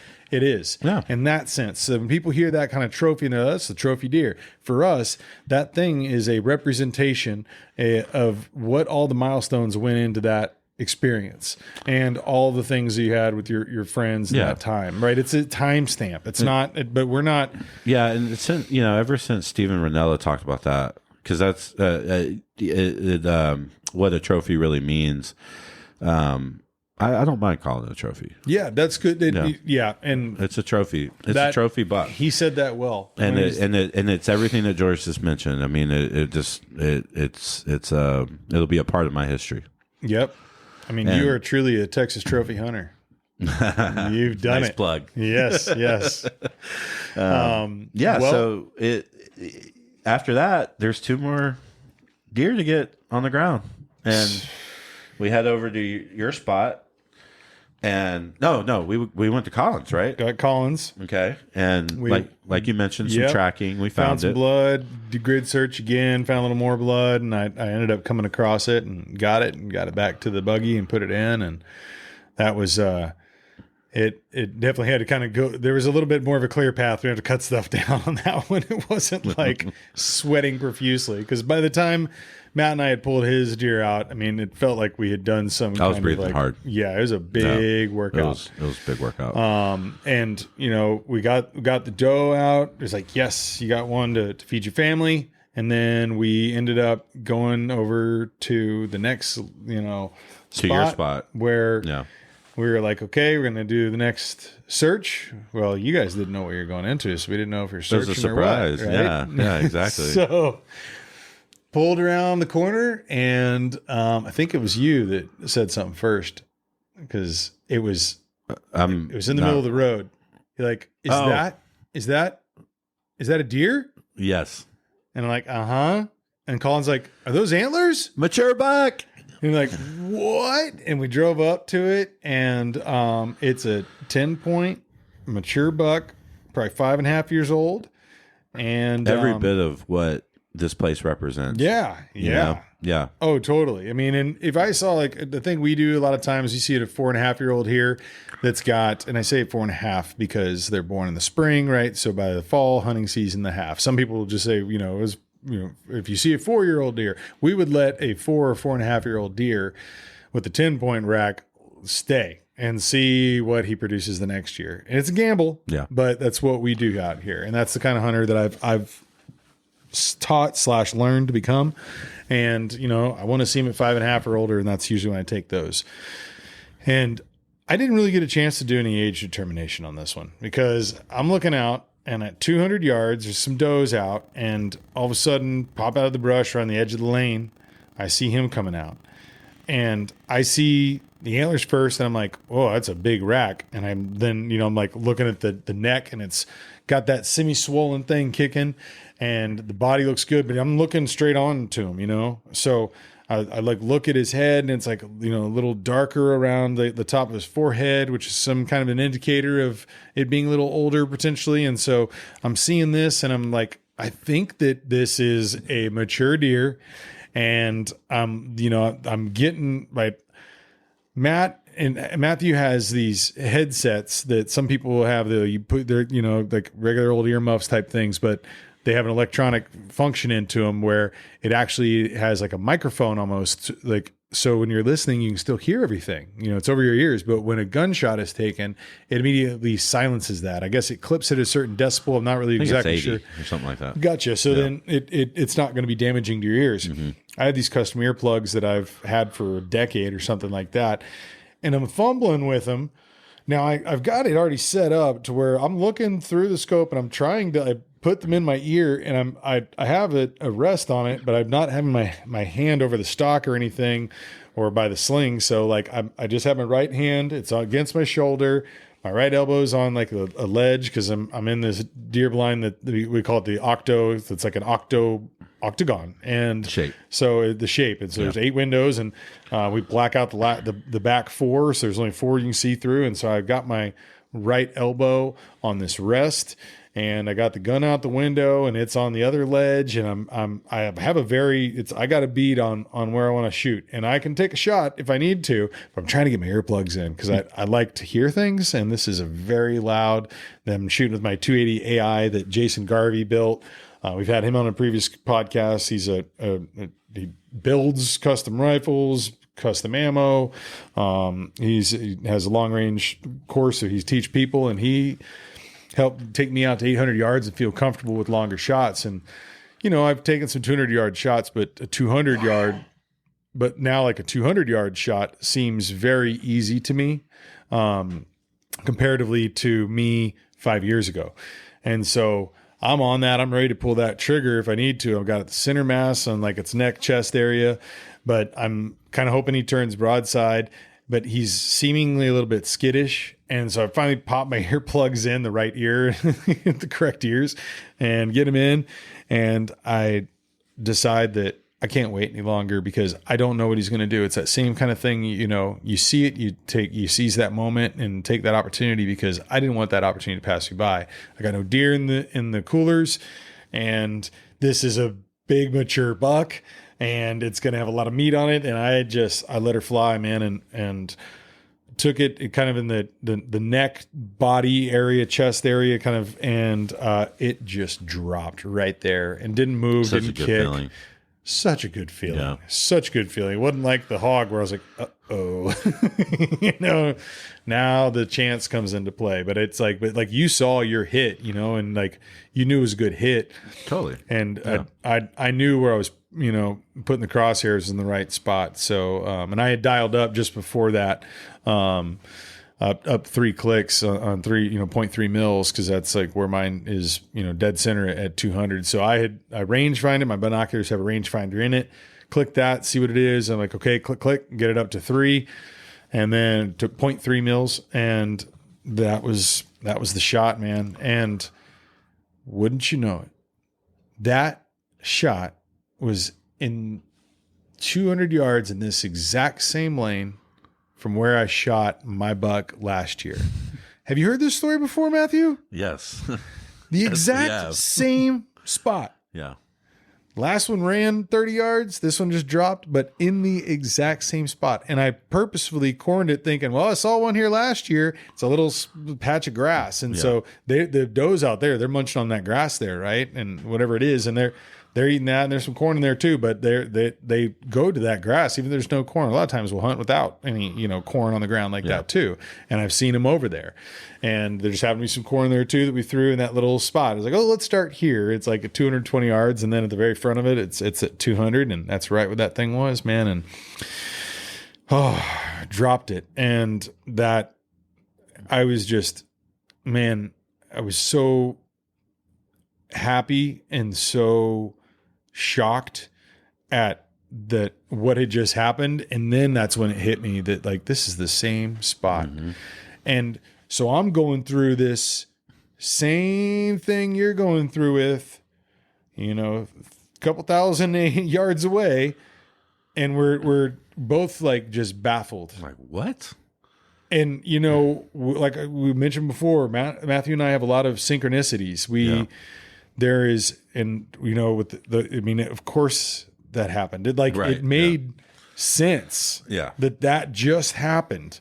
Like when because we got to his first and stuff, and I'm just like, oh, I cannot wait for you guys to see this so that I can tell you the story that this happened to me too. He's like, can you believe it? The same spot? I'm like, oh my gosh, what are the odds? And then I'm playing it down. I'm like, oh, well, mine's not going to be anything like this. And, you know, I'm just like, I can't wait for him to be like, isn't this where we got your deer last year? You're like, wait a minute. And last year's was, I looked it up, December 12th, and we're recording this here on December 12th, but yesterday, December 11th. So almost a year to the day. Almost a year. Because last year I shot mine in the morning, you shot yours in the evening. Yeah. It was the same day. No, right on. But I mean, it was, but it wasn't the same hunt, like an evening hunt. This time, same hunt. And probably the shots within 15 minutes of each other, or 20 minutes or something like that. I mean, it was like... and these are there's going to be more mature bucks here, especially during the rut. Like, this is like right on the edge, pre-rut. It's starting. But it is starting. You're seeing a lot of chasing, but it didn't. Yeah, in Texas, you kind of need a weather system to get it going. Well, it was the same thing that happened last year. I mean, we were here, and then it's like the very last morning we hunted. It's like, oh, it's game on now. Yeah, I mean, we're hunting tomorrow morning, and it could be game on, so it's going to drop a little bit, but I don't think it's going to be as severe as the weather system is last year. No. And if that is the indicator, you know, I'm not sure what all the indicators of the lunar cycles. There's all these things at play. Stuff, but you know, how many people are coming through your property? You know, there's a lot of different things that are going on there too. But these two are, I mean, they're Yeah, these are two very mature bucks. These are Texas trophies, man. These are, I mean, like in every sense of the word, of like what you look at like on a magazine. That's like it's the thing that you kind of hope and dream for. Yeah. And it is like this dream come true that like to have that happen, both of us the same day, birthday twinning it up, man. It was just like, what? Are you kidding me? Yeah. And then we send the pictures over to my uncle and to Larry. I was like, hey, have you seen any of these bucks before? Oh, this is insane. He sends back a game trail camera, and if there's a water trough near the house here that we kind of keep filled up for animals year round. I mean, we filled up a lot of water troughs year round because out here in Southwest Texas, it can get dry. And we've had some drought issues earlier this year, which is why I think we didn't have a very good fawn survival rate this year. But on this picture, what do you know? It's both of our bucks together, drinking water together. And we'll have to look at the date and see if there's some numerical synchronicity there too. But so I didn't pay attention to that one yet. But they were in velvet then, so they hadn't put on the weight that, I mean, especially yours. I think yours might have eaten all the fawns. I'm not quite sure. I think he did. Honestly, so big. But we got it back here, and it's insane because yours, like, they're both so beautiful in different ways. Yep. They kind of like going to the antler thing. Yours is a very, very classical, very prominent 10 point. Yeah. I mean, like if you were dreaming of a 10 point, this is the one you want. Yep. I mean, and like yours last year. I mean, those are both great examples. Right. The symmetry, good tine length. I mean, it's a cool, and go on. No, that's it. It's just, and then I've already described mine earlier, the sort of the 9 point with the little funky point on the one side. And it's just, we've got some pictures, of them side by side, and, just an incredible experience, a very unique one, that probability says probably won't happen again. Well, we probably had the probability thing going last year when we went 10 for 10. We're like, how can we top this hunt? Like, that's going to be a tough one to top, man. Because we had some days here on this trip. It was like the first day was an explosion. The night we're talking about now was an explosion. Chirp, chirp. Crickets between, Yeah. You got skunked on one hunt. That was a spot where it's unfathomable. You see 30 to 40 to 50 deer sometimes on like last season. Last season it was like that. This season's different, but it's different. But it's just interesting that how like every trip's going to be different in terms of what you're doing. Like there's something special about every trip, right? And there's memories created and all that stuff. And this one's powerful. I mean, it's incredible. Well, I mean, both personal best. I mean, we have an article about a couple shared hunting experiences with some turkeys. It's called A Tale of Two Turkeys and the Gobblers They Got. And it'll be out in the spring. Texas Trophy Hunter is a magazine. The Journal of the Texas Trophy Hunter is going to be running it. I've had a couple articles in there before. And we submitted that to them, and they are just really excited. But they wanted to wait till turkey season to put it out, so it's kind of more, along that lines. Right now, it's very deer focused. Mm-hmm. So that'll be published. But with that in mind, and knowing that they like my writing and your writing is the same style of awesomeness, and like you're a great writer, and I wasn't trying to pat my own back there, but sure sounded that way. Buddy. I know. Yeah. I'm not that guy, I promise. But like, you're a good writer, and so Thank you. We're gonna tackle this in some way that we're maybe both telling our own stories, but then there's a crossover there, and of the synchronicities of that. It's just it has to be written because that experience is just so powerful. Like I still am just beyond blown away that happened. Like, and at the same time, like, like we were talking about, like, how do you top that? It's like, oh man, I don't know what next year's going to be. Yeah. And I'm kind of feeling like it's not like you don't top it. No. Like last year was different from like just sort of everything. Like we were paid, like, but we together got something 10 out of 10 sits, right? Yeah. So that meant that maybe when I shot something, George didn't. Yep. And then the next sit, I would shoot something, and I'm sorry, you would shoot something and I wouldn't. And so we had sometimes both. Yeah. And so we had these moments where like, we like one person can get some stuff done while the other person's busy cleaning an animal or whatever. But this year, obviously, the story we just told is the big one for this year. But it's like there was something special about last year too. I mean, well, obviously my first mature buck and what we're talking about, and so I'm looking forward to seeing not necessarily how we top each trip, but how we what's a strong memory from each one. You're absolutely right, and I think I misspoke by saying that, because I'm not trying to top this experience and replace it, or top last year's experience. I know what you mean, though. It's like like how do you keep like the level of the level of what happened last year, the level of what's happened this year, the experiences of like. Last year we had all these different, game animals. And so like we had such a diverse, collection of things to cook from with our freezer. And it was like the bounty was the amazing part. And this time it's like the mature bucks that we took were the amazing part. And I'm not going to discount your does or Colin's does. It's not about like, it's not deal with these. It's like but it's just like, that's rare. Yeah. And like, last season was rare in a different way. This season, or this trip, because, we'll still probably hunt, in January out in Central Texas, because we have the MLD permit and hunt till the end of February there. But we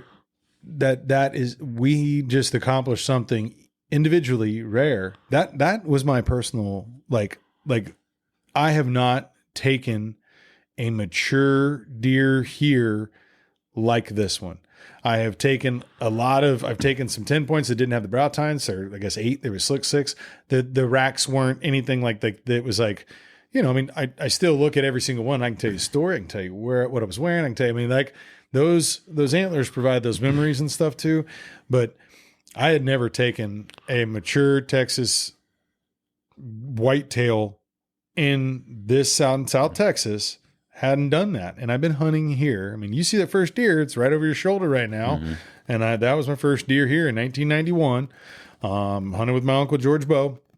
He taught me how to hunt. And like that was my first one. And I've had dozens and dozens since, but never taken anything like this one. And that, just for that rareness of that, I mean, I've hunted here every year. There's maybe 1 or 2 years that I didn't in my career, but I'm 43 years old. The first one's like, just, you can do the math there. It's many hunting seasons. That's right. Yeah. And I used to come here and I would spend sometimes, a week at a time, a couple times a hunting season, and in my, earlier days, and, spend Thanksgiving here with my family and Christmas here with my family. And so there's a lot of hunts that went into that. So it didn't hit me until we're looking at ours side by side. And you were like, this is obviously my biggest mature that I've taken here. And I'm like, hey, it's mine too. And so, I didn't even know that when you said that. And I didn't even know it. Like it didn't register, hit me because I was still in kind of a shock. And I think I was just so shocked at, I mean, I had my own like feelings about after I had taken the steer, and I hadn't gone up to it yet until we were all there together. Mm-hmm. So it was going to be a surprise to me on how big the body was. And it was a big deer, but I didn't know how big. And it was like, I knew it wasn't like, I didn't shoot the wrong deer. It wasn't like I made a mistake and break my own rule. I knew what I was doing, but I was still like, I hadn't seen it yet. Yeah. And then to see yours, I was like, oh my God, I'm in this state of shock at that one and the rarity of that. I've never seen one on the ground like that in front of me. And like I said, I'm kind of, I'd say I'm a veteran hunter in Texas. Right. And that size deer, that size rack, that thick, how like those bases, man, I mean, there's so much girth to that deer, man. And like all around it. And I was in shock. And so it didn't register for me either until it was like side by side. And I'm looking at it, I'm like, oh, okay. Yeah, we just birthday twin that thing again. Right. Like amazing. I mean, the thing that I take away too is more than anything, it's just the rarity of it, you know. And like we're talking with excitement, and you know, we're very fortunate and blessed to have that opportunity to be in that position, that situation. So it's not necessarily like touting or anything. It's just more of we're trying to. This story is about how rare and how there's these small, interesting moments that we're both doing the same thing. The same spot killed, the same day, again, the birthday thing. I mean, it's an interesting, rare story, you know. It is. It's so like I couldn't have written this idea of what I would have thought would have happened. You know, we always say, "Oh man, you're gonna get that 18-point buck today. All right, good luck," as we're walking off or whatever. And you know, but if you had said you guys are both gonna do this on the day, I'd be like, "There's no way. There's no possible." Oh, of course, yeah. You would say you'd be like, "No." But the funny thing is like as you always do when we get out of the buggy, it's like, good luck with your whatever, like you just said, the 18-point buck or whatever, you know. And I think you'd even mentioned like something about seeing another one that when we decided where we were going to sit, you were like, well, we know what you're going to see over there, you know. Yeah. So I think I think that it'll be kind of going back to the different trips and like how we think about them. We like to name things, you know. So, you know, I proposed that last year we call 10 for 10 or 10-10 or whatever. The perfect 10 or whatever. That. Yeah. This year, I think we call it the trophy year. Yep. Because I think that's it, you know. And who knows what each other year will be called, but man, I cannot wait to do this every year and on this. You know, this during this time in December here in South Texas is a very special thing.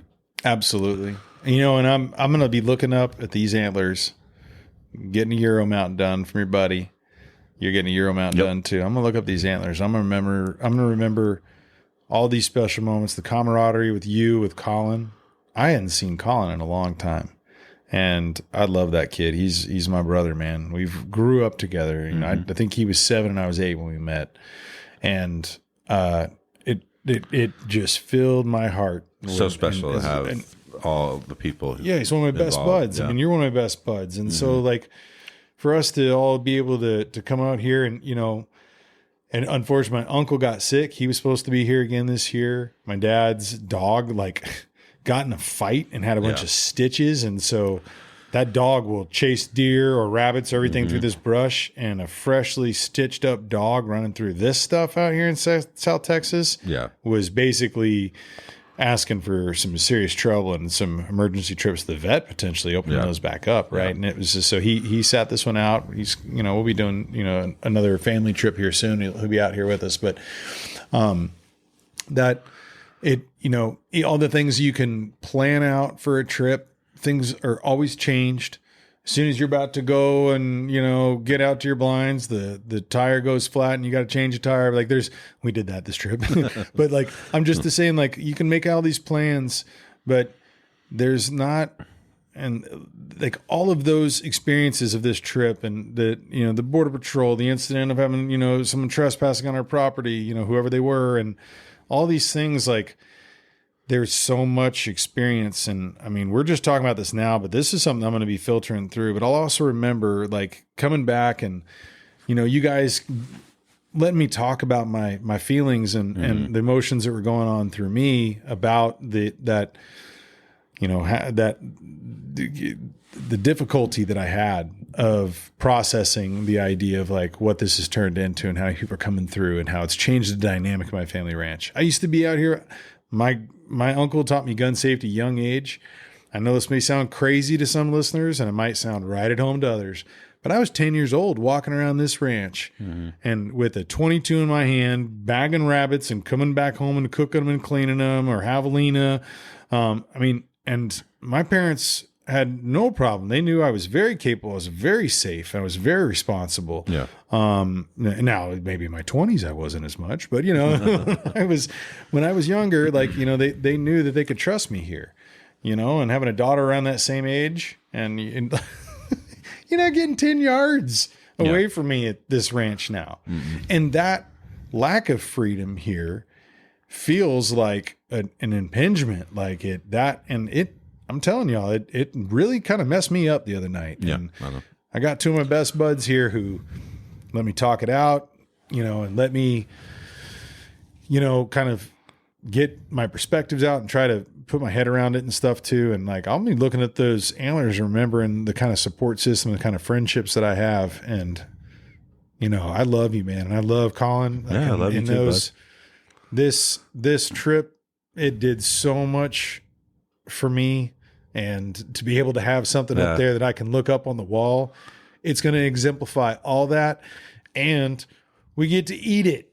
Yeah. And BDT Cooks will be filming some stuff. Yeah. And we get to enjoy with our friends and with our family and my wife and my daughters, and like being able to cook that for all of them. And like, man, I cannot wait to get back home and prep that up and cook that first meal, man. And that's, Me too. It means a lot. It really does. Anything else you want to say before we sign off here, Matthew? No, I'm good to go here. I just want to thank you again. It's such a rare treat to immerse oneself in this environment, and I love you too, man. Thank you. Yeah, you're welcome, man. That's, there's one other thing. We've got to hunt tomorrow morning. That's right. Let's get our butts out there. Let's have a cigar by the fire pit. Let's celebrate, and let's go out and see what we can see in the morning. Sounds good. All right, everybody. Thank you for care. listening. Take care. We will be back again soon. BDT. BT.